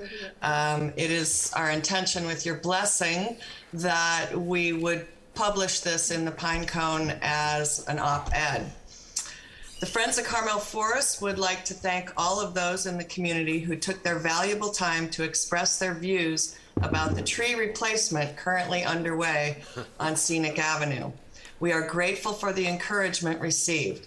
We also appreciate the questions and criticisms. They suggest that a better understanding might be helpful of why we and the city of Carmel-by-the-Sea believe that replacing existing trees is not just beneficial, but necessary. On Scenic in particular, trees play a vital role. In brief, tree roots reduce bluff erosion by retaining soil and absorbing stormwater runoff. As erratic weather and the sea level rise associated with global warming, the need for these mitigations will increase. Similarly, as the city's temperatures continue to increase, the tree's ability to temper climate and reduce radiant heat from asphalt through transpiration becomes more important. There is an added benefit of energy conservation to adjacent homes and vehicles. Add to these improved air quality through both absorption of atmospheric particulate matter and oxygen production, increased biodiversity through habitat for animals, insects, and other life forms, the economic benefits to the local economy through attraction of tourism to the unique and beautiful ecology, etc. The question becomes not one of should new trees be planted to replace those nearing the end of their natural lives, but where to put those new trees. To that end, Friends of Carmel Forest would like to reiterate our intention to work with all stakeholders within the community to determine the best placement of our new trees. Trees need not be the enemy of views, but an integral part of them. Please join us at carmelforest.org to learn more. Thank you for the opportunity to read that, and I appreciate your support with the stakeholders down there on Scenic Avenue. We've had exchanges with homeowners and passersby, visitors asking questions, and we just felt that a broader message needed to be sent out to the community. Thanks. Thank you, Ramy. That's a great letter. As a discussion point for the commission, we are recommended to receive this letter. So I imagine we are all in agreement that we'll receive this and acknowledge it as a stakeholder. Gosh, hope at some point we're able to attach this letter to our outreach website. So thank you, Ramy, and I hope you get that op-ed piece. So I also wanted to thank Ramy because at first this was just going to be an email to the commission, and then I suggested maybe extraordinary business, and then it doesn't go there, so we put it into, orders of business. But really appreciate Ramy being here and reading that for the record, so thank you. Thank you. great, so let's move on with orders of business, and we are going to receive a report on the City of Carmel-by-the-Sea's Draft Climate Adaptation Plan and Draft Climate Action Plan, and provide feedback on draft reports. So commissioners, I hope you all went deep into the packet so we can quiz Agnes. Go ahead, please. Thank you. Good afternoon, commissioners. Thank you for allowing me to make your packets 10 times longer than average. So I am going to give you a summary of our draft climate action plan and adaptation plan that were developed over the past couple of years by the Climate Committee. Oh, wait. Okay. So I'll give you a little bit of project background, planning process, and then delve into the climate adaptation plan, which includes a vulnerability assessment and adaptation strategies to address these vulnerabilities, as well as an implementation plan. And then the climate action plan, which includes an updated greenhouse gas inventory, forecast, reduction targets, and then strategies to meet those targets, as well as also another implementation plan. So a little project background. We started this project in fiscal year 2019-2020. There are two main elements. The adaptation side has to do with developing strategies to adapt to our changing climate. The action side has to do with reducing our greenhouse gas emissions. We established a climate committee in the fall of 2019, and it has 8 members. 2 council members, Jeff Barron and Carrie Theis, 4 members of the public, including John Hill, Michael LePage, Scott Lonergan, and Lynette Zimmerman, and 2 staff members, including myself and Evan in the planning department. We also had 2 consultants assist us with this project. Rincon Consultants helped us with the adaptation plan, and LSA assisted with the action plan. So a little bit on the planning process. Soon after the start of the project, COVID hit, so we had a bit of a delay. But starting in the summer of 2020, we began outreach to community groups and regional partners. And in the fall of 2020, we initiated a series of presentations on climate threats for Carmel, as well as assets that might be impacted. In the summer of 2021, we issued the Climate Change Vulnerability Assessment. And then things really got a lot faster after that. In the fall of 2021, we developed greenhouse gas inventories and forecasts, developed adaptation and action strategies. In November, we had a community workshop. And then based on the feedback we've received throughout the 2 years, as well as during the community workshop, we developed the adaptation and action plans. So starting with the adaptation plan. So adaptation plan includes a vulnerability assessment, then strategies to meet those vulnerabilities, and then an implementation plan. So first looking at the hazards we evaluated, they're ranked here by their imminence and severity. So we're looking at stronger storms and wildfires. We're already seeing impacts in either in Carmel or in the region that are severe. With sea level rise, drought, and increased temperatures, we know the impacts are going to be significant. We have a little bit more of a time horizon to plan for these. And with drought in particular, it's actually already significant, but a lot of work has already been done to increase our resilience So we feel we're in slightly better shape as far as that goes locally. With fog changes and ocean warming, we know the impacts might be significant, but the science still needs to be figured out on those. So then moving into what assets do we need to consider in Carmel? So there are three major types of assets we considered. Our community assets includes our residents and our visitors, our businesses, and in particular, our at-risk populations. Our natural environment to consider includes our beach, our special habitats and open spaces, and our urban forest. And then our infrastructure and built environment assets. Those includes utilities, infrastructure, including our shoreline infrastructure, critical facilities, and just the built environment in general. So looking at that, we identified the following primary vulnerabilities. So we know that we are in, large portions of Carmel are in the very high fire hazard zone. That has potential impacts for our built environment, for safety of our community, as well as for our natural environments and our forest. Also, we have a lack of a plan for at-risk community members. That is a gap. Additionally, our urban forest and sensitive habitats will be at risk from changing weather patterns, including drought, higher temperatures, stronger storms. Our coastal resources and coastal infrastructure will be at risk from sea level rise. Coastal resources, including the beach and our dunes. And then our infrastructure includes our protective infrastructure, like our seawalls and revetments, but also utilities and infrastructure that is located in the coastal area. You have a photo there in the lower right-hand corner of the wastewater treatment facility that is at the mouth of the Carmel River. That's near sea level rise. It's not managed by the city, but obviously its operation affects all residents of the city. We also will have power grid, and already have power grid impacts from wildfires and storms. And we have a storm drainage system that is undersized and in need of repair.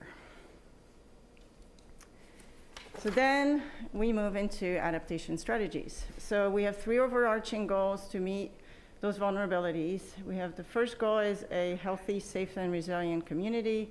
The second is a natural environment that is resilient to climate hazards. And the third is a resilient infrastructure and built environment. So I am not going to go into every single action because that would take too long. I think everyone wants to go home tonight. However, I will provide a little bit of a summary of the policies that we've developed to meet these goals, and then just summarize what the actions will be to implement those policies. So the first policy for community resilience is to provide, effective emergency preparedness and response in anticipation of potential climate-related disasters. So really here it's updating our evacuation plan, thinking about at-risk community members in our evacuation plans, working with our partners to make sure our community is aware of our evacuation plans, make sure the people know what to do. And also, and under this policy, is working with our partners to help increase our resilience to wildfires. So working with Monterey Fire on inspections, and then with our community partners on fire-wise certification. The next policy is to focus adaptation efforts and engagement on the most vulnerable populations. So here really is to look at how our adaptation efforts affect our vulnerable populations and making sure that they are taken into account. And again, that they are engaged via our community partners, and that we make sure we have a social support network for them. Next is to minimize the health impacts of climate change. And the photo on the right actually is, if you'll remember the air quality a couple years back, when we had some of these large wildfires, They can happen halfway across the state and still we'll have dark skies here. So we know that air quality is not going to get better with increasing wildfire activity. So it's really looking at our built environment to create healthier indoor air so that we are a little bit more resilient on that front.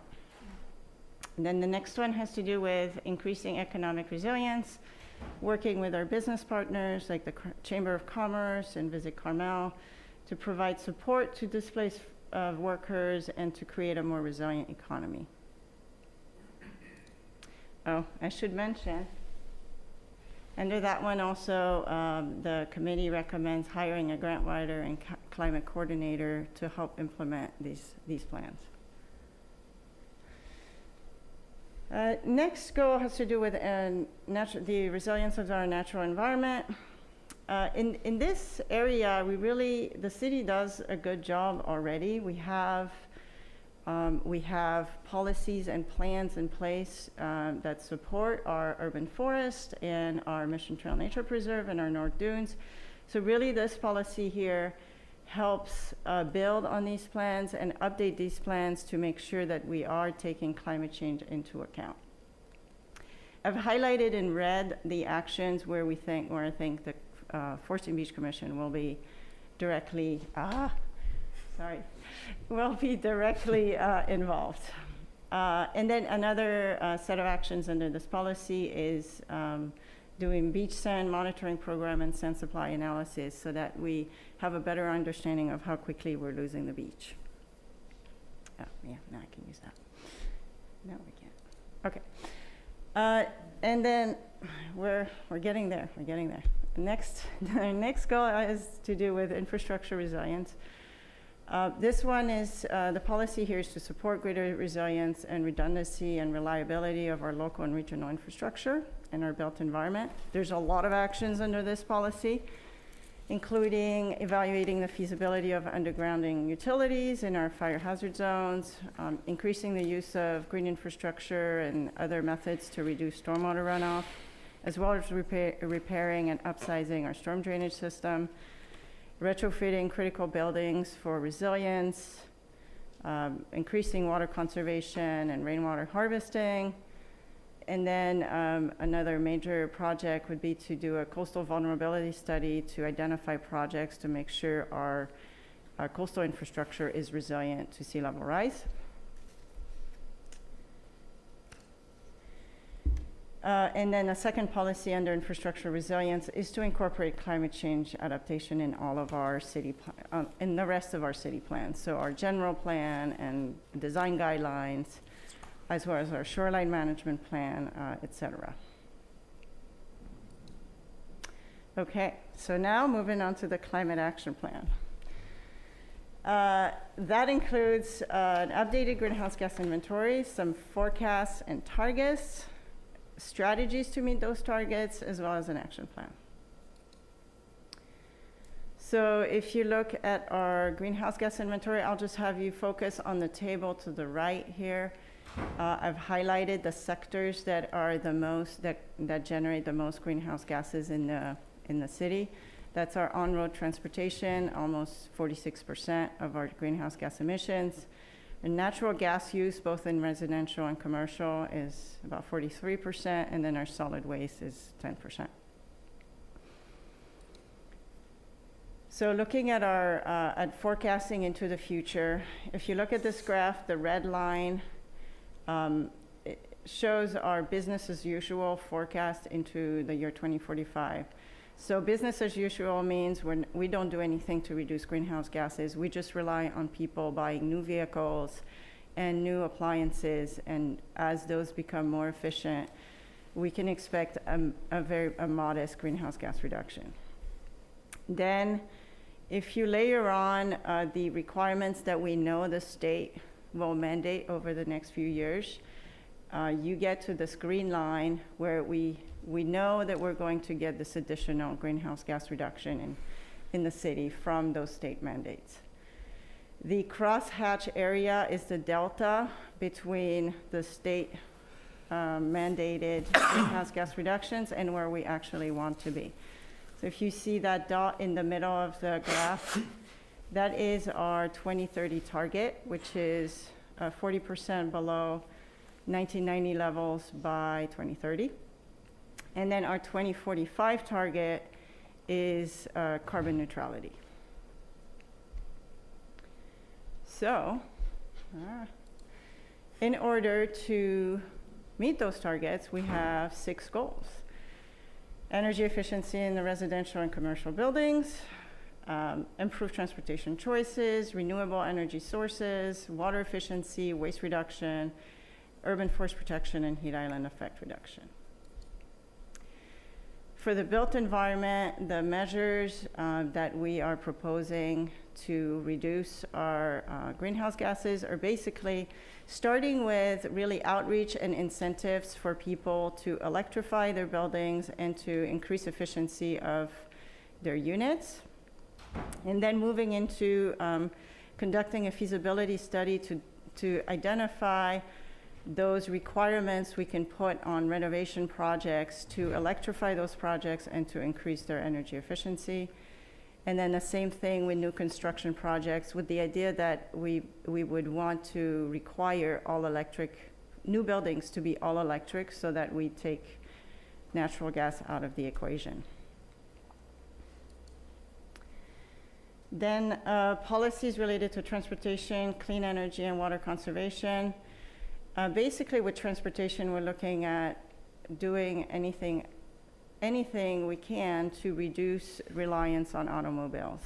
So that's increasing bicycle use, walking, increasing ride sharing and bike to work programs, and then promoting the use of electric vehicles. Then clean energy is promoting and incentivizing installation of solar panels and battery backups. And under water conservation, we actually already do a really good job of water conservation, so it's really continuing the implementation of drought-tolerant landscaping, and then also promoting gray water systems and rainwater harvesting. Next is waste reduction and heat island effect reduction. Under waste reduction, we're already starting to implement the requirements of SB 1383, which basically requires that we collect food waste from residential properties as well as commercial for composting rather than it going into the landfill. So increasing this implementation, making sure it goes smoothly, making sure people know about it and put their food waste in the right place. And then also reducing contamination in our recyclables. That's also a big goal for us. And finally, promoting home composting and compost use. With the urban forest, it's really maintaining the health of the forest into the future. Not only is it good in terms of greenhouse gas reductions because it soaks up CO2, but also really, in this case, the forest canopy increases shading, which then reduces the use of energy for cooling. And then the last measure here is to evaluate the feasibility of allowing cool roofs in the city. Okay, so with all these measures, this is how much reduction we can expect, that area in blue. You can see that with all these measures, we meet our 2030 target. We are shy of our 2045 target. And the proposal here is that we will come back to update the climate action plan before 2030 so that we can get to this 2045 carbon neutrality point.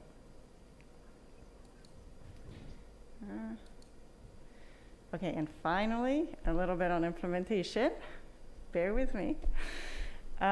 So these are very large programs, multi-year programs. So in order for us to be successful in our implementation, these are the recommendations that the committee made to help implement this.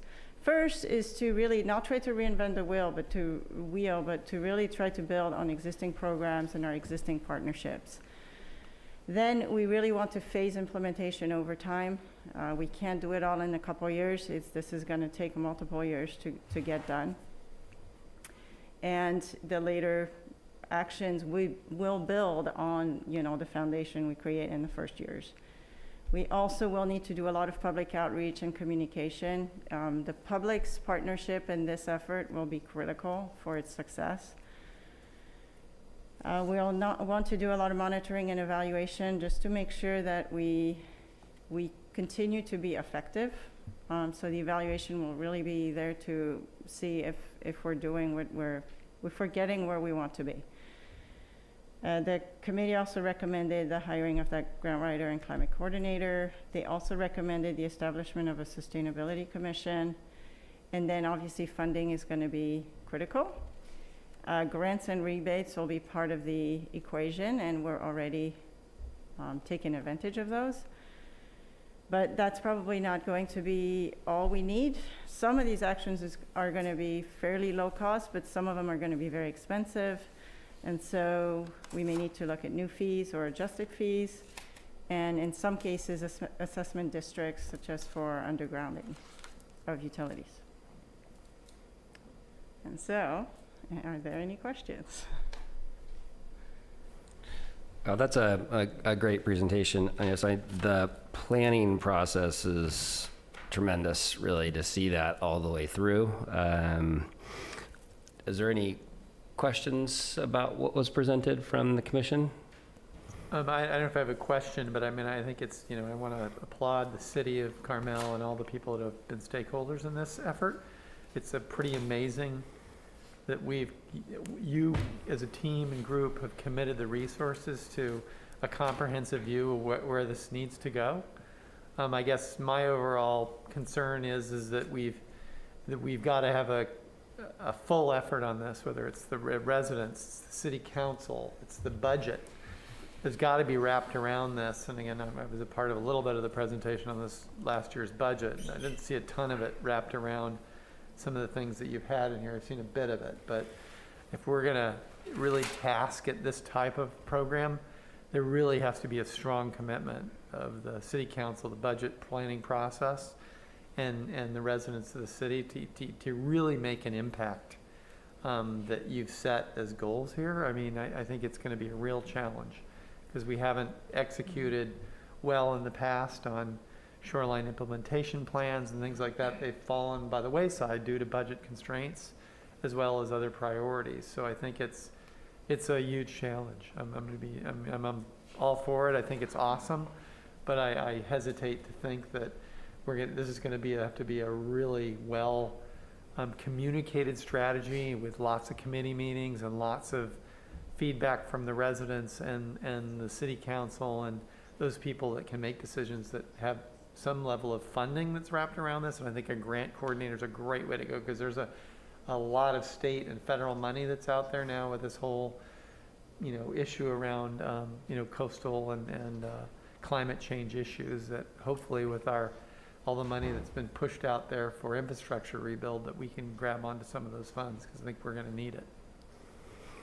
Yeah, when he says a huge undertaking, just those red and white cones on that bike lane, that's going to take years to get that through. No, on a serious note, a couple comments again. Just the process around this is pretty amazing, and if you do spend the time, as I'm sure all of us have taken, as much as we had available to really look at this, it's exciting to think about where we can be. Just to imagine that we could be carbon neutral in 2045.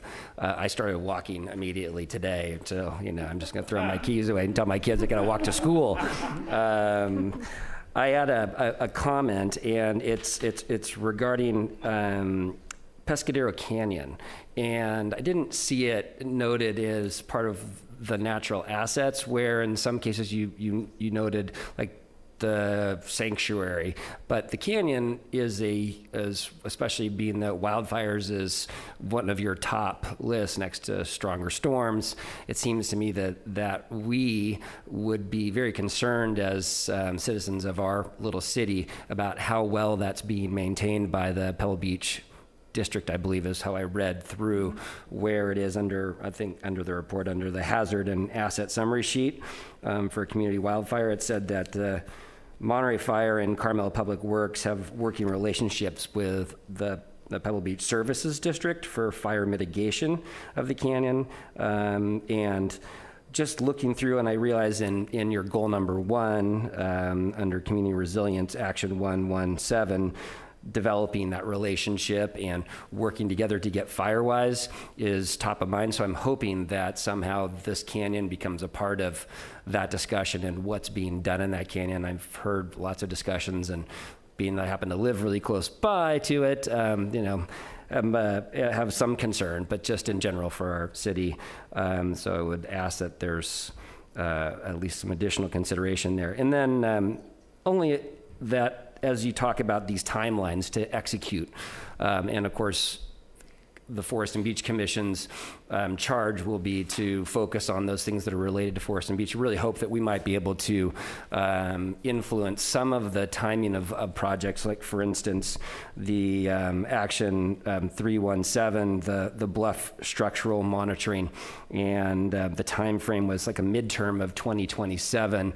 And I think about that and just think that it really feels like it should have a higher priority and a somewhat more of a more current opportunity to look at. But anyway, I realize that this is unfolding in and of itself, and I just want to thank you very much for taking the time to not present 340 pages and summarize it so well for us. Did any other commissioners have any comments? Yeah, thank you. All right, thank you. Yeah. Thank you, Agnes. Okay, well. Mr. Chair, can I address some of those comments? Absolutely. Maybe now's the time. Oh, thank you, Agnes. Yes, this is a long-term program. There's some projects that will be very expensive, some that will be very inexpensive, some will take a short period of time, some will take a long period of time. But I wanted to reassure this commission that we've been taking this seriously for years now. Over the last couple of years, we've put out a number of EV chargers. We're just getting started. In the capital improvement plan that's funded now for next fiscal year, or will be in a few weeks, be funded for next fiscal year, it includes a pilot resilience project for the buildings, police, public works, youth center, and Vista Lobos, looking at long-term power outage and how to keep sustain those buildings. One of our projects for next year is to look at electric panel upgrades so we can put more EV chargers out there in support of this.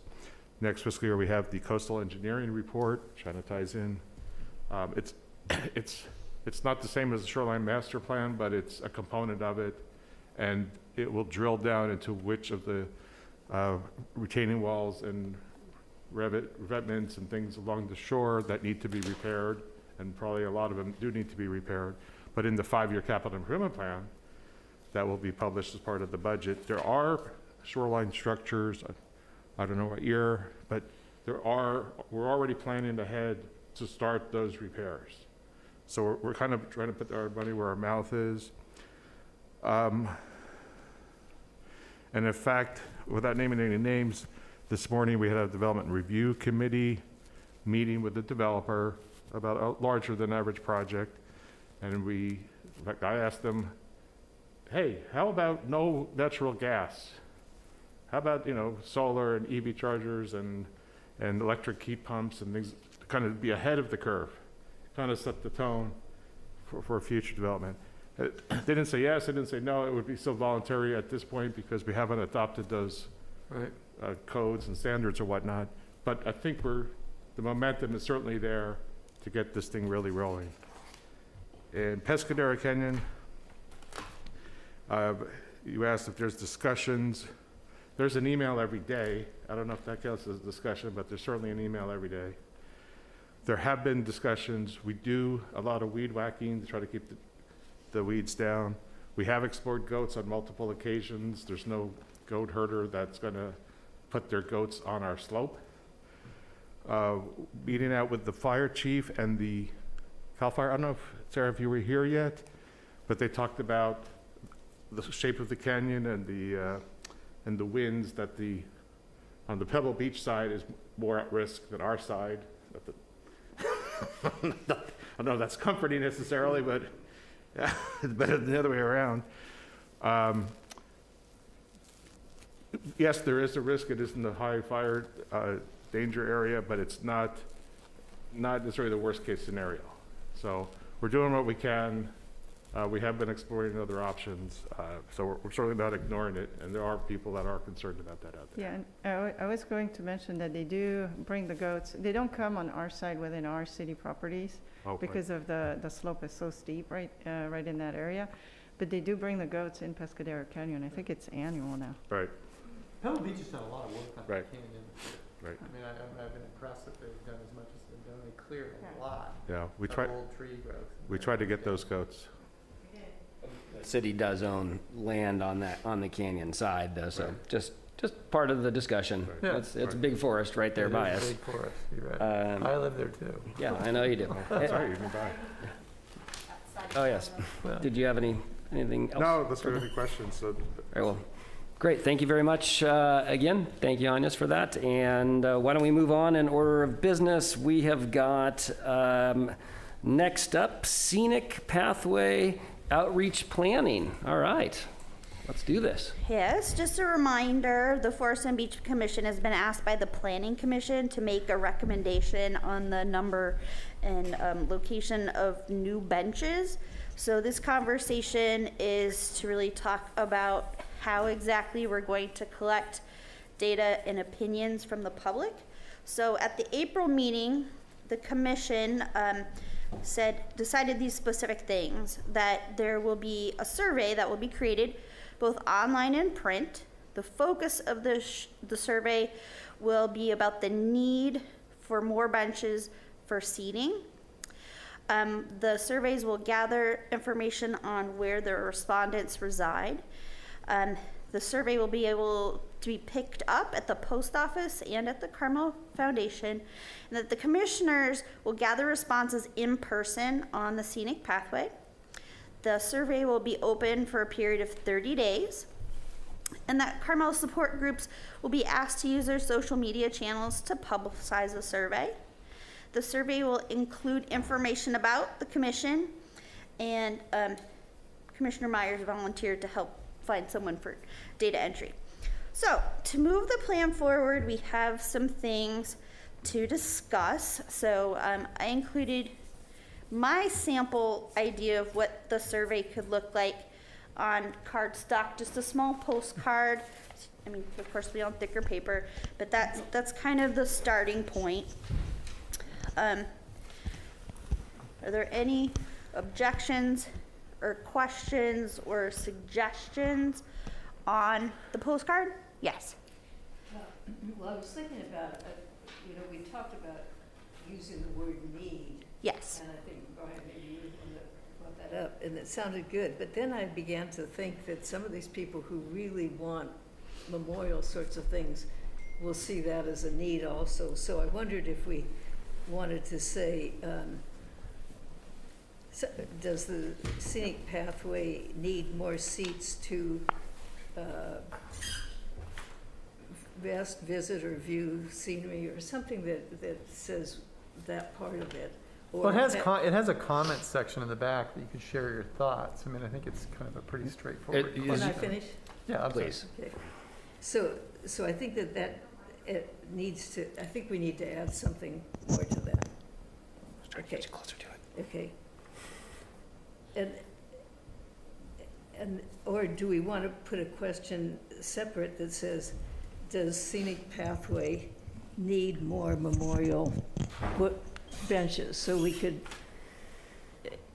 we need to cover what people, whether people want, whether they're thinking the need is for memorial benches or for seating.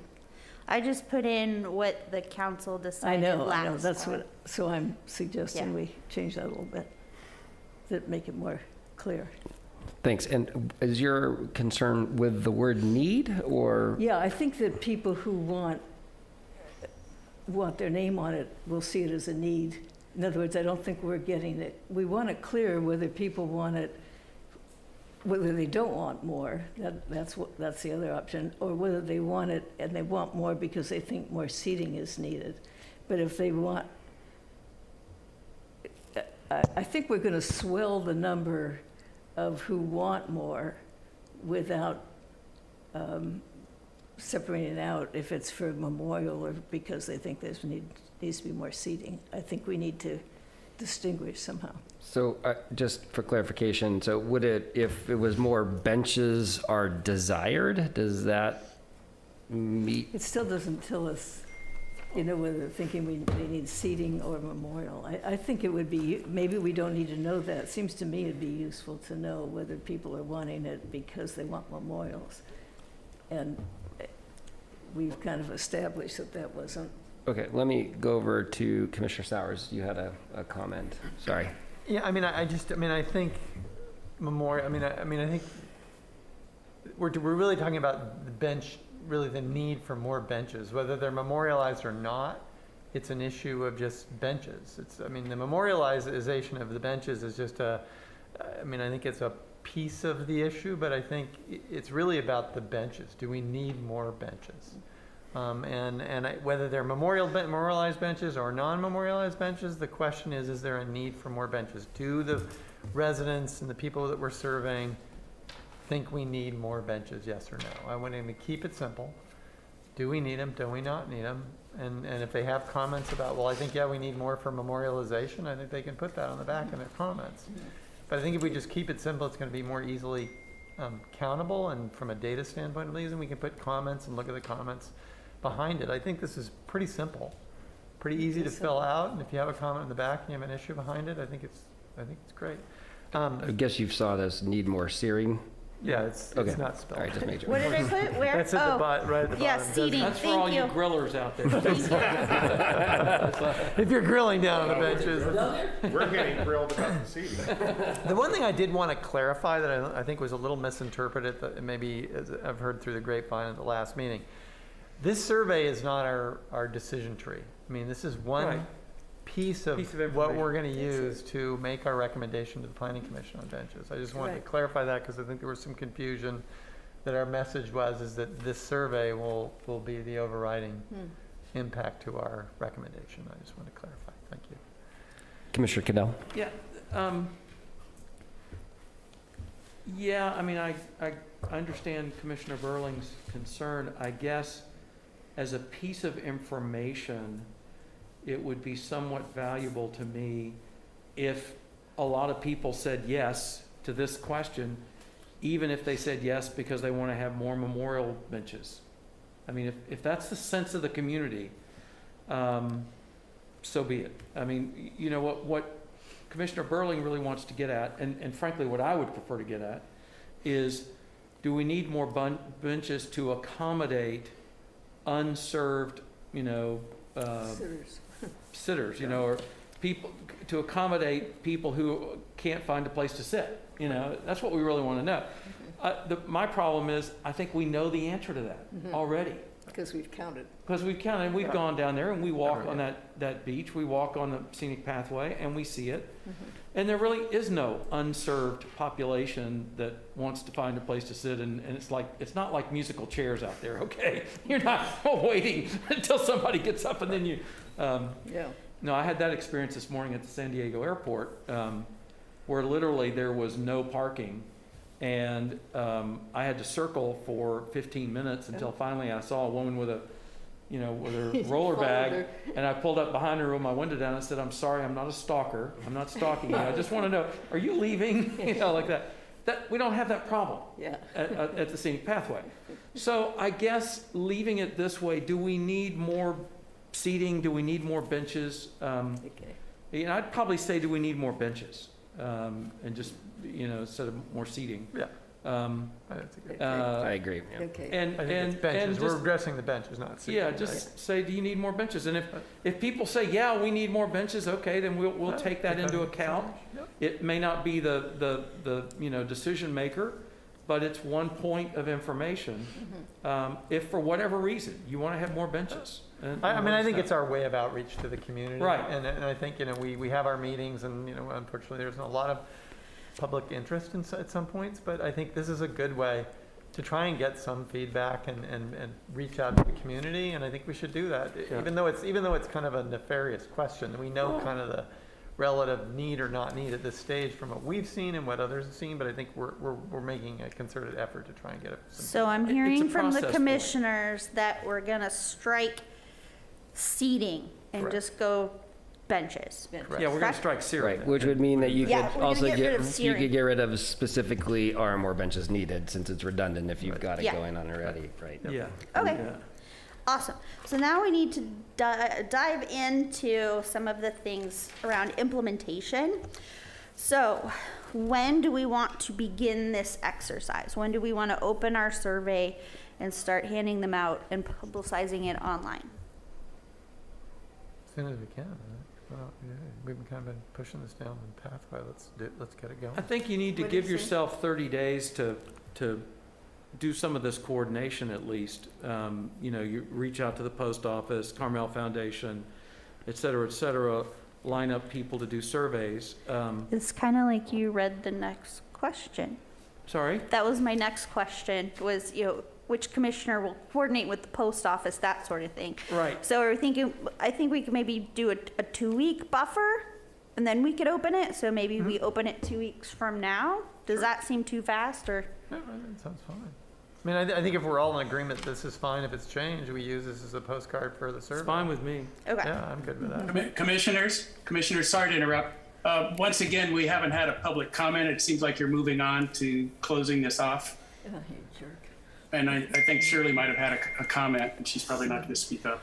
Yeah, well, today we're just going through the logistics of how the commission wanted to collect public opinion. But we will open up. We will But we will open up the comment section Okay, after we kind this- of get. You did the this. nuts You and did bolts. this last time. You got to the very, very end, and then you got public comments, and it was too late to impact what you were going to do. So it's a tough call. There are some public comments, so I just want to let you know. Yeah. Thanks, Dale. We do see some hands up, and we'll get to you guys. Just let us finish going through a few of these points, and then I'll open it up to public comment. All right, so we can start production in 2 weeks. Is there a commissioner that would like to volunteer to work with the post office to see what we can and can't do in their space? I'll do that. All right, thank you, Commissioner Cadell. I'll be glad to do the Carmel Foundation. All right, Commissioner Burling will do this Carmel Foundation. All right. Next, which commissioner would like to be responsible for coordinating the schedule of the commissioners to collect the surveys on the pathway? Who wants to be the arranger of a schedule? I can do that. Okay. I can do that. All right, Sarah. Commissioner Sowers. Was last. All right, and which commissioner would like to volunteer to reach out to the support groups to talk about using their social platforms to spread the word? Okay, I'll go ahead and volunteer for that. Commissioner Myers. And at some point, I'm going to need to know exactly what supplies will be needed to carry out these activities. I would assume clipboards, pens, collection boxes for the 2 locations. Do you foresee any other item? The only thing I think of is if you're passing out the cards and people are giving them back to you, where you put them. Maybe we could just use like some carpenter aprons that have 2 pockets, so it's easier, so you have to shuffle through all kinds of stuff. Would that make sense? That sounds good. Okay. Mm-hmm. Pockets. And Okay. I'm willing to do the last one if you want. You'll help me cut apart the cards? Yeah. Awesome. All right. All right, so that's where I am. I don't think we'll need more than $1,000 in materials. If we need that much, that would be rather surprising. So those are the things that I needed answers for us to go ahead and move forward. Okay, thanks, Sarah. And then I will go ahead and open this up to public comment. Shirley, I see you've had your hand up patiently, so if you'd like to go ahead, and just a reminder that we are at on a 3-minute clock. I appreciate it. Thanks.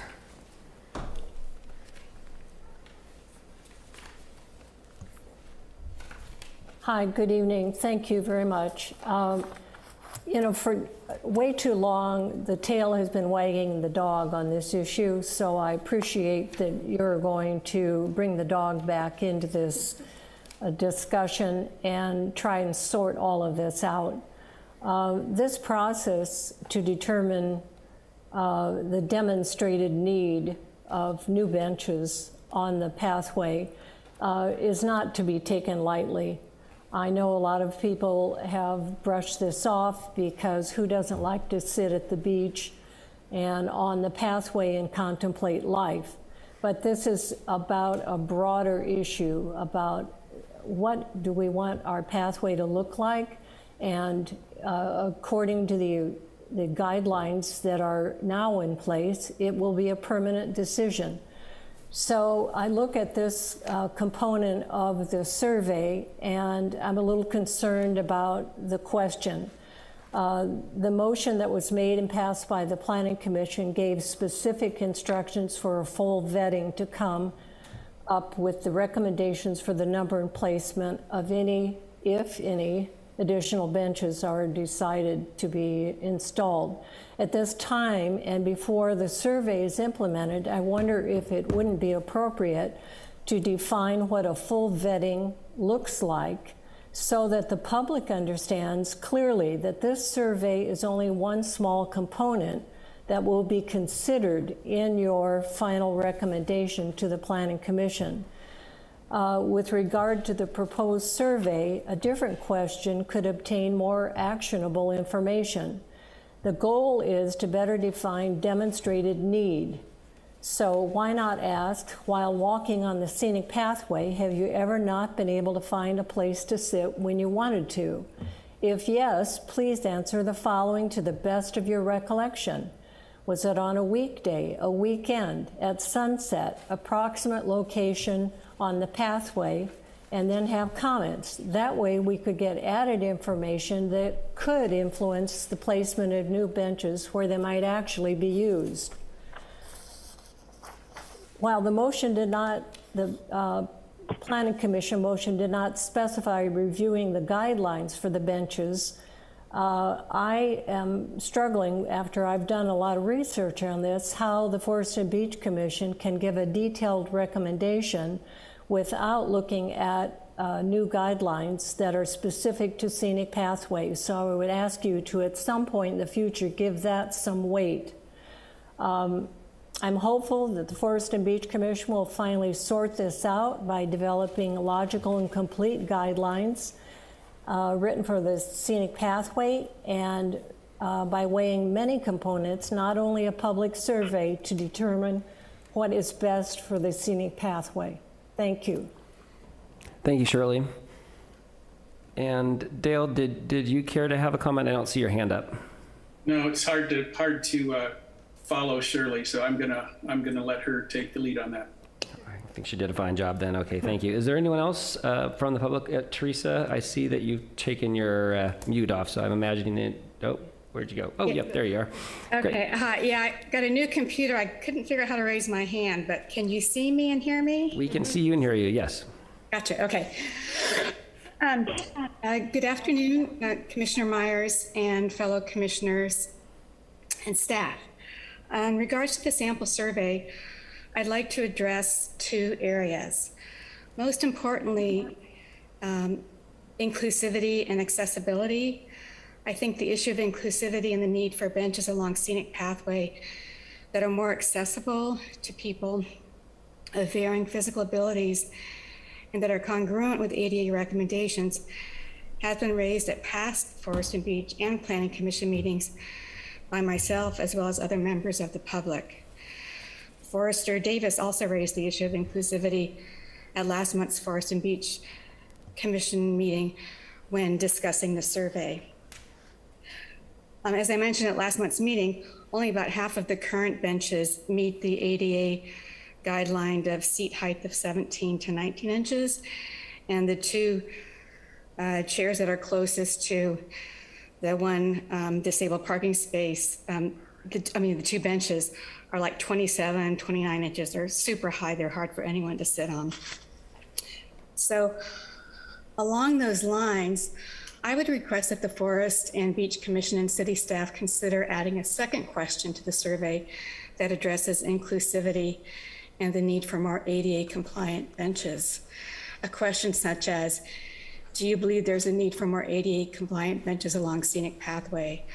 I believe this is in keeping with the city's commitment and efforts towards inclusivity and diversity. And I do believe that inclusivity and accessibility are essential aspects of assessing the need for more benches along Scenic Pathway. And I don't think the issue should be omitted from the survey questions. It's an important enough issue to have as a separate question or prompt and not just left for the comments section. The other area I wanted to address was just, I would have appreciated a little more historical context explained on the survey as to how the survey came about, specifically that the 16 benches had been approved by the Planning Commission and are kind of on hold right now. I believe the respondents have a right to be made aware of how their answers will be used and for what purpose.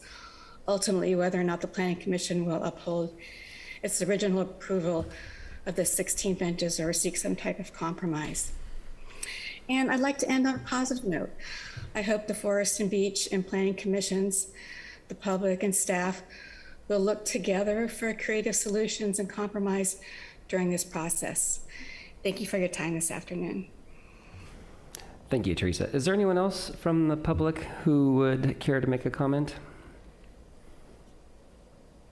I see a 408 number ending in 173 that has their microphone off. Is that someone that would That was me when I was trying to get in earlier. Okay, no worries. My new computer, sorry. All right, with that in mind, then I'm going to go ahead and close the public comment. I'll bring it back to the commission for any additional thoughts based off of the feedback from the public. Is there any modification desires? Yes, Well, Commissioner Cadell.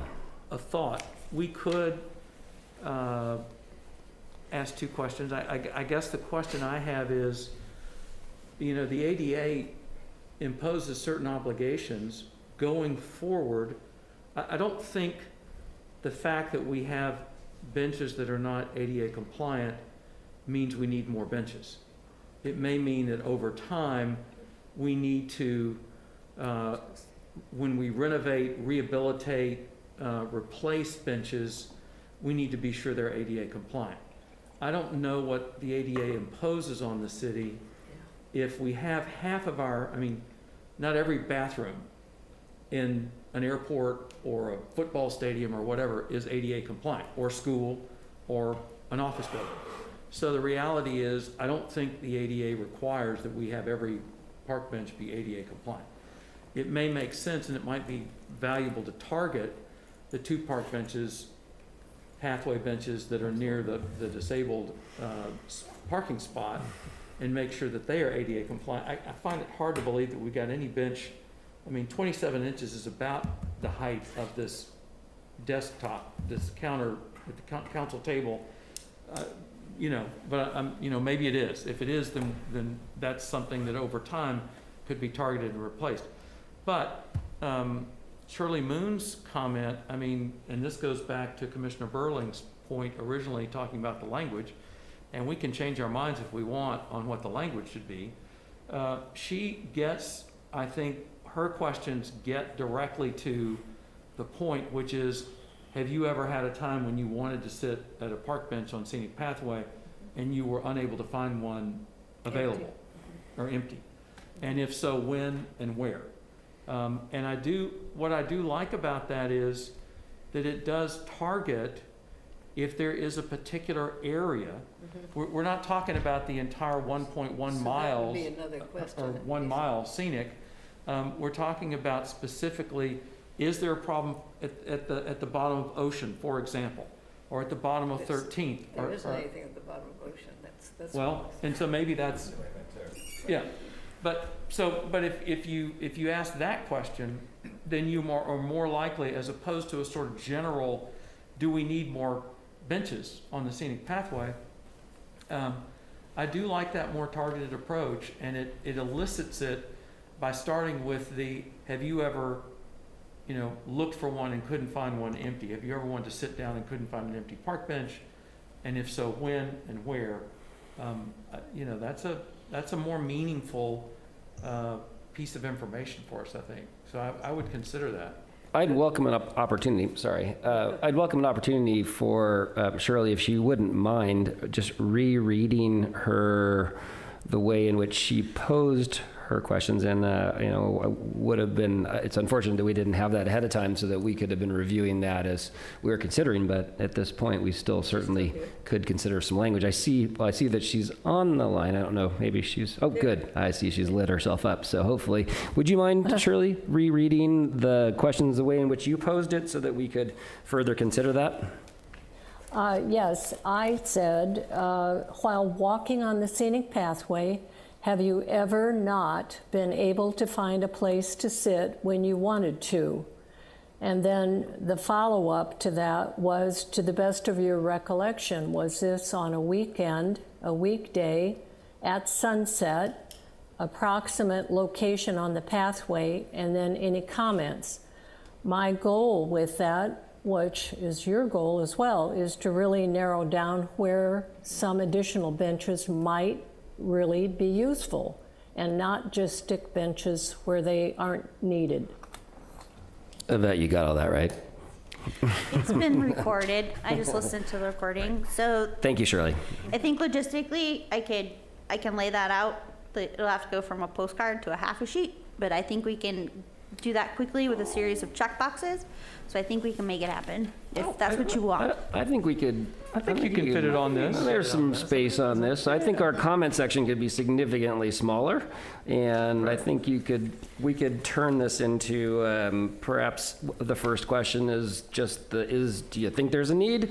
And then the second question was there ever a time? And the third question, when was that time? And we leave it like that. And Commissioner Cadell, I'm in agreement in regards to the inclusivity and accessibility piece. I believe that is really out of our really kind of our thought process in terms of what we're doing here. Of course, you'd like to make sure that that exists, and I imagine the Planning Commission is most likely the place to go for that. So I don't know. What does everybody think?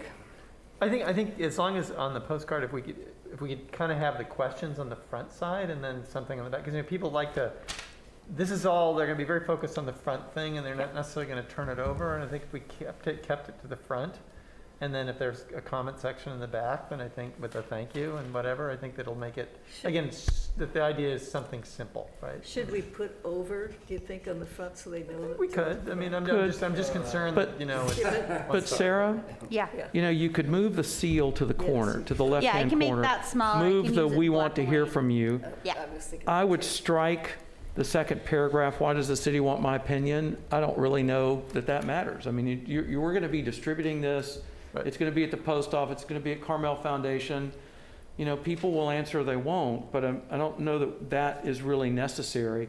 And then we could get more into Shirley's questions. Yeah, I think that's good. Do you feel like there's enough there to still be able to get an execution out in a couple Yeah. weeks' time? I can make it work. All right, I think everybody's on board with that, so let's go ahead and move on then in orders of business. well, I had sorry. another point. Yeah, please. I'd asked Brandon to come to this meeting, and part of that was the reasoning behind the second part of Shirley's comments to us. It really has to deal with the guidelines that are currently in place with the bench policy. I think it's the bench policy throughout the city, not necessarily just the scenic pathway. And I think we brought this up at the last meeting, and it had to deal with, we were talking about, there was a policy in the past where there was a 15-year timeline Right. on benches, and then the more current benches were into perpetuity. And we got a little more definition in a conversation between, in the case, Shirley and Brandon, that when the new policy was adopted, that after the 15-year policy, it's my understanding, and maybe Brandon could talk to us a little bit about this, that it's grandfathers over, the new policy was changed into perpetuity. The old policy with the 15-year thing follows that. So there is no 15-year bench there's that not. expires. And again, this is Brandon's, Brandon, you can reply to this in that context if you don't mind. Just as far as, because I think part of our recommendation to the Planning Commission, as Shirley reiterated a little bit, would be maybe our guidance to them on the guidelines, because I think we've talked about the fact that we're not all on board with a perpetuity-oriented bench program. And maybe our recommendation to the city or the Planning Commission, which may have to go up through the council, is that we go back to some kind of timeline. And I wanted Brandon to be here because the guidelines are on the city website. You can read them. It's a guideline, right? And I was confused about whether there was a maintenance, because there was some conversation about there was an annual maintenance fee that bench memorializers pay. And I don't know whether that's really the case or not, or it's a one-time fee. But I did want to reiterate the fact that we can't go back and say, okay, there's benches that were under the 15-year program and they've expired, so those are open benches now for if someone wanted to memorialize. That is not the case.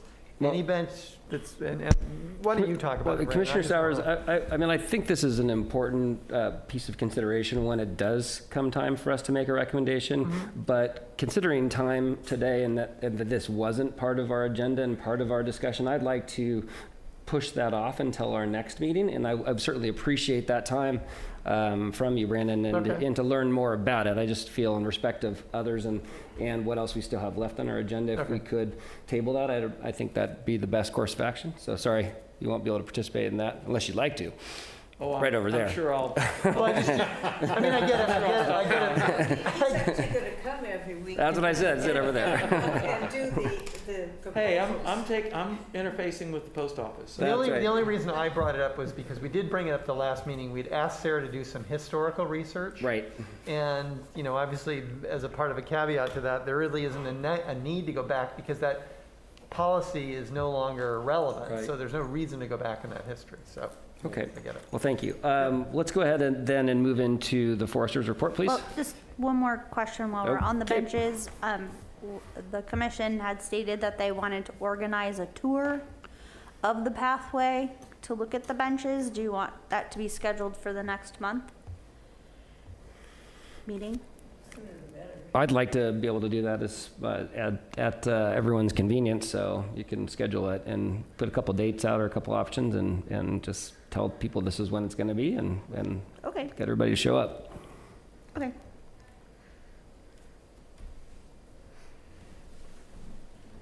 Okay. Are we moving on? Thanks, Brandon. Sorry. Let's see here. So, Forester's report for the last month of April. We have, somebody's doing things for me in the background. We have West Coast Arborists, our contractor, pruning the trees downtown.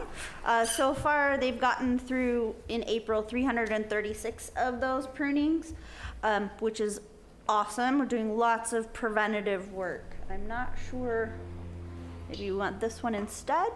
No. Sebastian, do whatever magic you need to do. Alrighty, well, we'll just count on him. Let's see what happens. Because I can see it on my screen, Sebastian. But all right, anyways. So we are pruning downtown for truck clearance. So we're pruning branches over the street up to 14 feet because we've been having problems with trucks ripping down entire trees. We're also clearing the height over the sidewalks to 7 feet so people can't run into the trees. We're also taking out dead wood and pruning for good structure for the future so that there'll be less maintenance and failures to deal with. So really preventative maintenance. We're on schedule for all the work to be done before the Memorial holiday. We do have a new tree care worker on board with us. His name is Mike Wood. It's kind of funny, everyone involved in the tree care industry seems to have something very tree in their last name, so it's apropos. We've started working on the weeds so far. We've gotten Forest Hill Park mowed and sections of Junipero have been taken care of. We did have a little problem with the playground at Forest Hill Park. The ADA platform for the bigger kids onto the play structure is rusted all the way through. So we're looking into a replacement part, or if it's time to start talking about the entire structure needing to be replaced. And then this happened after the report was done, but we had a delivery truck tear out a very large limb from the big oak in Devendorf Park, which was kind of sad. So we're going to nurse that tree along for as long as we possibly can, even knowing that it already has Ganoderma fungus in it. So in your packet, you can see all of the fund numbers of how many trees are permitted to be removed versus how many are required to be replanted. I do have that list, big long list of addresses to check for new trees assigned to our new tree care worker. When he isn't actively on a project, he's running around town looking for those trees in people's yards to match up to see how many are getting planted versus where the requirements are being ignored. So you'll notice on our typical graph of the city performed work comparison by year to year, you can see that we've finally started to make gains on our pruning. So in the coming years, that will mean fewer removals because the work will be done proactively. And then I added a new graph of just kind of the administrative field work that typically happens outside of our office. So with that, are there any questions, comments? Are there any questions from the commissioners? No? And not to the public? To open up to the public? Yes. Does the public have any questions for our forester? Everybody left. I don't know what happened. I got a blue screen. You sent them all back. I'm not sure what happened. Oh wait, no, there's everybody. Hold on. Oh, I see Dale actually has his hand up. So I have a quick comment. Sarah, I'd just like to commend you on your new hires, Eric and Mike. I work with them quite a bit out in the field, or I see them out in the field, and they are doing a tremendous job. And they've had a very positive impact on the rest of the public works team, I think. So that's excellent. So go get some more. And also, the tree trimming has been fantastic. The crews that you hired, I'm out and about a lot, and they've been very respectful to the public. And it's highly complex what they're doing, and I just can't say enough good things about them. Thank you. thanks, Dale. Anyone else from the public? Doesn't look like it, so we'll close it up. And then our next order of business will be the Public Works Director's monthly report for April. Thank you, Mr. Chairman. I'll try to be brief because it is getting late.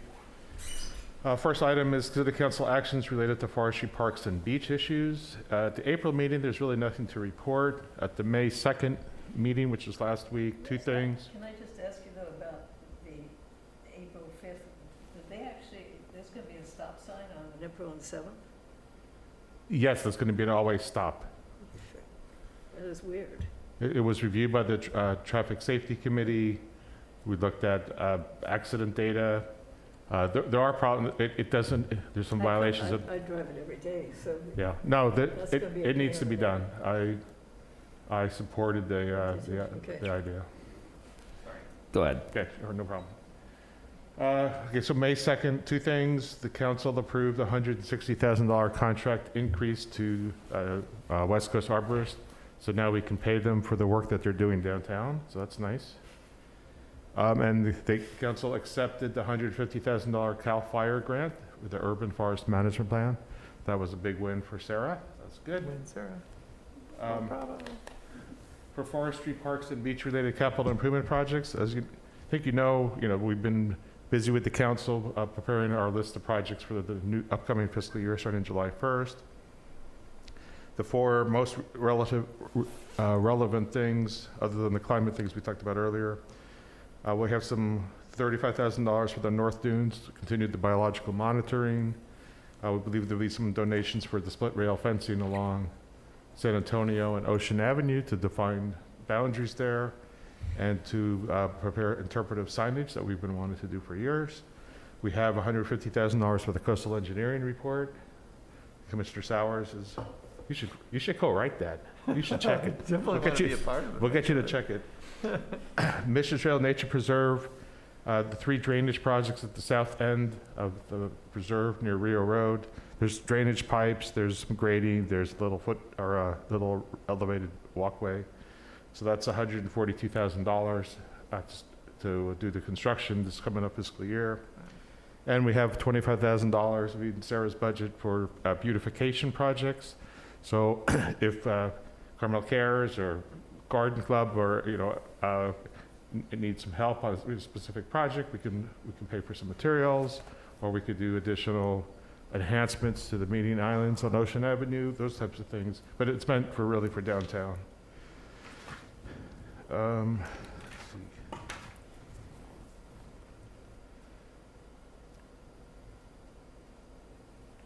Oh, okay, and then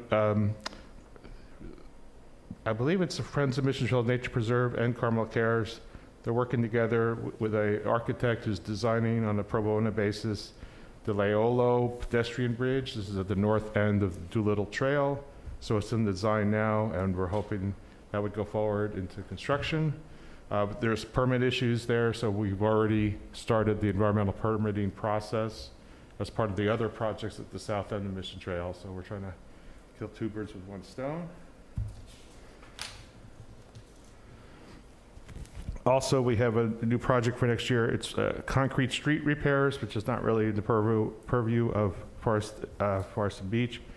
However, we are looking at repairing Ocean Avenue, concrete section of Ocean Avenue from Monte Verde to San Antonio, and to install a bike/pedestrian pathway, potentially on the north side where the sidewalk is today.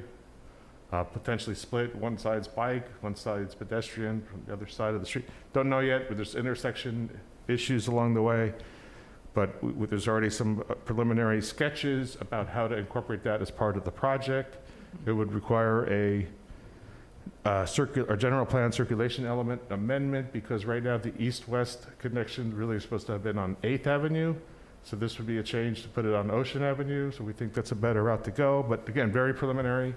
Just throwing it out there because I think the commission supports the bike and the recreational activities.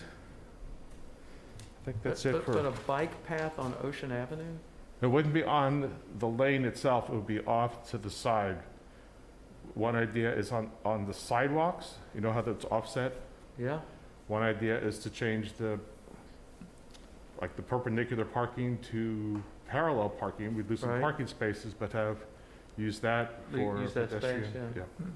So there's a couple different ideas. Again, it's just throwing it out there. Be aware that this is on the horizon. Climate committee meetings, I think you had an ear. You got a full dose today. But in the past, I've been trying to brief this commission about what's been going on, because it is a big deal and it is going to affect the commission and forestry over the many eons to come. Volunteer organization update. I wanted to thank the volleyball volunteers. I think there's a couple on this at this table who removed weeds and planted native plants at the North Dunes Habitat Restoration Area recently. Wanted to thank California State University Monterey Bay students who cleaned up the beach on April the 15th. Volunteers has just been fantastic, and it seems to be a growing thing. Carmel Cares, with the support of Public Works, submitted an application for the prestigious League of Cities Helen Putnam Award in the category of enhancing public trust, ethics, and community involvement. And Dale and I had a frenzied wordsmithing campaign overnight, but that was good. We'll see what happens there. Carmel Cares also spruced up the Forest Theater prior to the Pack Rep Theater productions. They're really making that place look really nice. If you haven't been out there in a while, you should go check it out. And we thank Carmel Cares, who hired a masonry contractor to raise stone walls with matching stones in color and texture on some of the stairs down to the beach. So we appreciate that. That's it for volunteers. And then miscellaneous.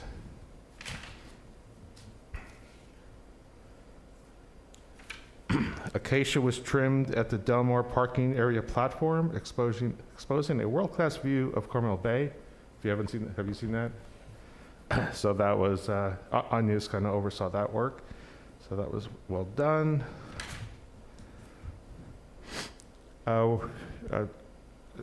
Sarah's to be thanked for placing fresh mulch around the playground area in Forest Hill Park. That might be old news by now, I don't know.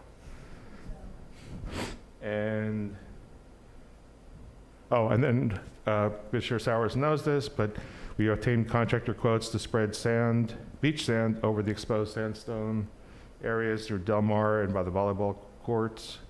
And we'll be using bulldozers, the contractors MPE, and they'll be doing this on May the 16th and 17th.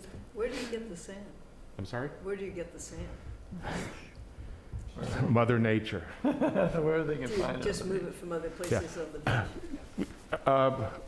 4 or 5 years ago, MP moved large amounts of sand. We had a lot more sand than we do today. Yeah. The last few years, we rented a Bobcat, thank you.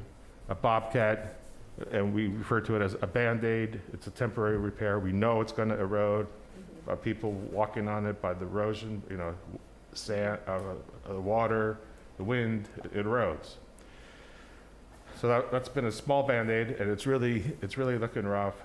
So this time we're putting in a large Band-Aid. It's still a temporary fix, but we're putting a lot more sand on top, so hopefully it will last longer, but it's not a permanent solution. Where do you get do you take the sand from the beach already? So that's the part that then gets flooded because when the waves come in, Yeah, it's spread out over a swath of beach, but it won't be going all the way south to like Martin Way. It won't be going that far south as we have in years past. It'll be, it's a smaller scale project than we did the massive bulldozing years ago, but it's certainly a lot bigger than the Bobcat type of work. So we're going to try that. Hopefully that gives us a year or at least 6 months, and see if that's any performance any better The only for us. trouble with that is, that then when the waves come in, which they won't for another few months, but it makes it so you can't get up and down any of those stairways, even as far over as 10th, if you take sand away. Right. We have problems on the beach. Yeah. Yes. Yes. So anyway, that completes my report. I would think going the other way might be better. There's fewer people. To the north? Going north, yeah. I wasn't part of getting the quotes and everything, but Rob Culver's been all over that, and our street supervisors be very much involved. So, and actually to keep costs down, we're going to do some of the work, not the bulldozing, but like the spotting and roping off things. So we're kind of minimizing the cost, because it is a costly item, by doing some of the work in-house. So happy to answer any of the questions. Great. Are there additional questions from the commission? Doesn't look like it. I'll open it up to the public for any questions for our director. I don't see any hands up, so with that in mind, I will close the orders of business and then ask if there are future agenda items. It sounds like Commissioner Sowers definitely has one. Well, just again, going back to, I think we need to review the guidelines as a part of our potential recommendation to the Planning Commission. I think it would be helpful, and if Brandon could give us, his 2 cents on this, because I think he's kind of administrated and gotten more involved in the bench guideline policy. I think it'd be helpful for us to be transparent with the public and be informed about what the policy is, so that we can use that as a part of our recommendation. Okay, thanks. Any others? Well, as we adjourn, I just do want to thank Commissioner Cadell again on behalf of the commission, and I'll speak on behalf of Public Works as well. Your contribution while I've been here, and certainly before that, has always been level-headed, fair, and straightforward, and we're going to miss that. For sir. And the best to you, and we certainly hope to hear from you, see you around. So You bet. then with that, this meeting is adjourned. Thank you, everybody. Thanks, guys. Thank you for the cupcake. You bet. You make. I want to see if See with their dogs. that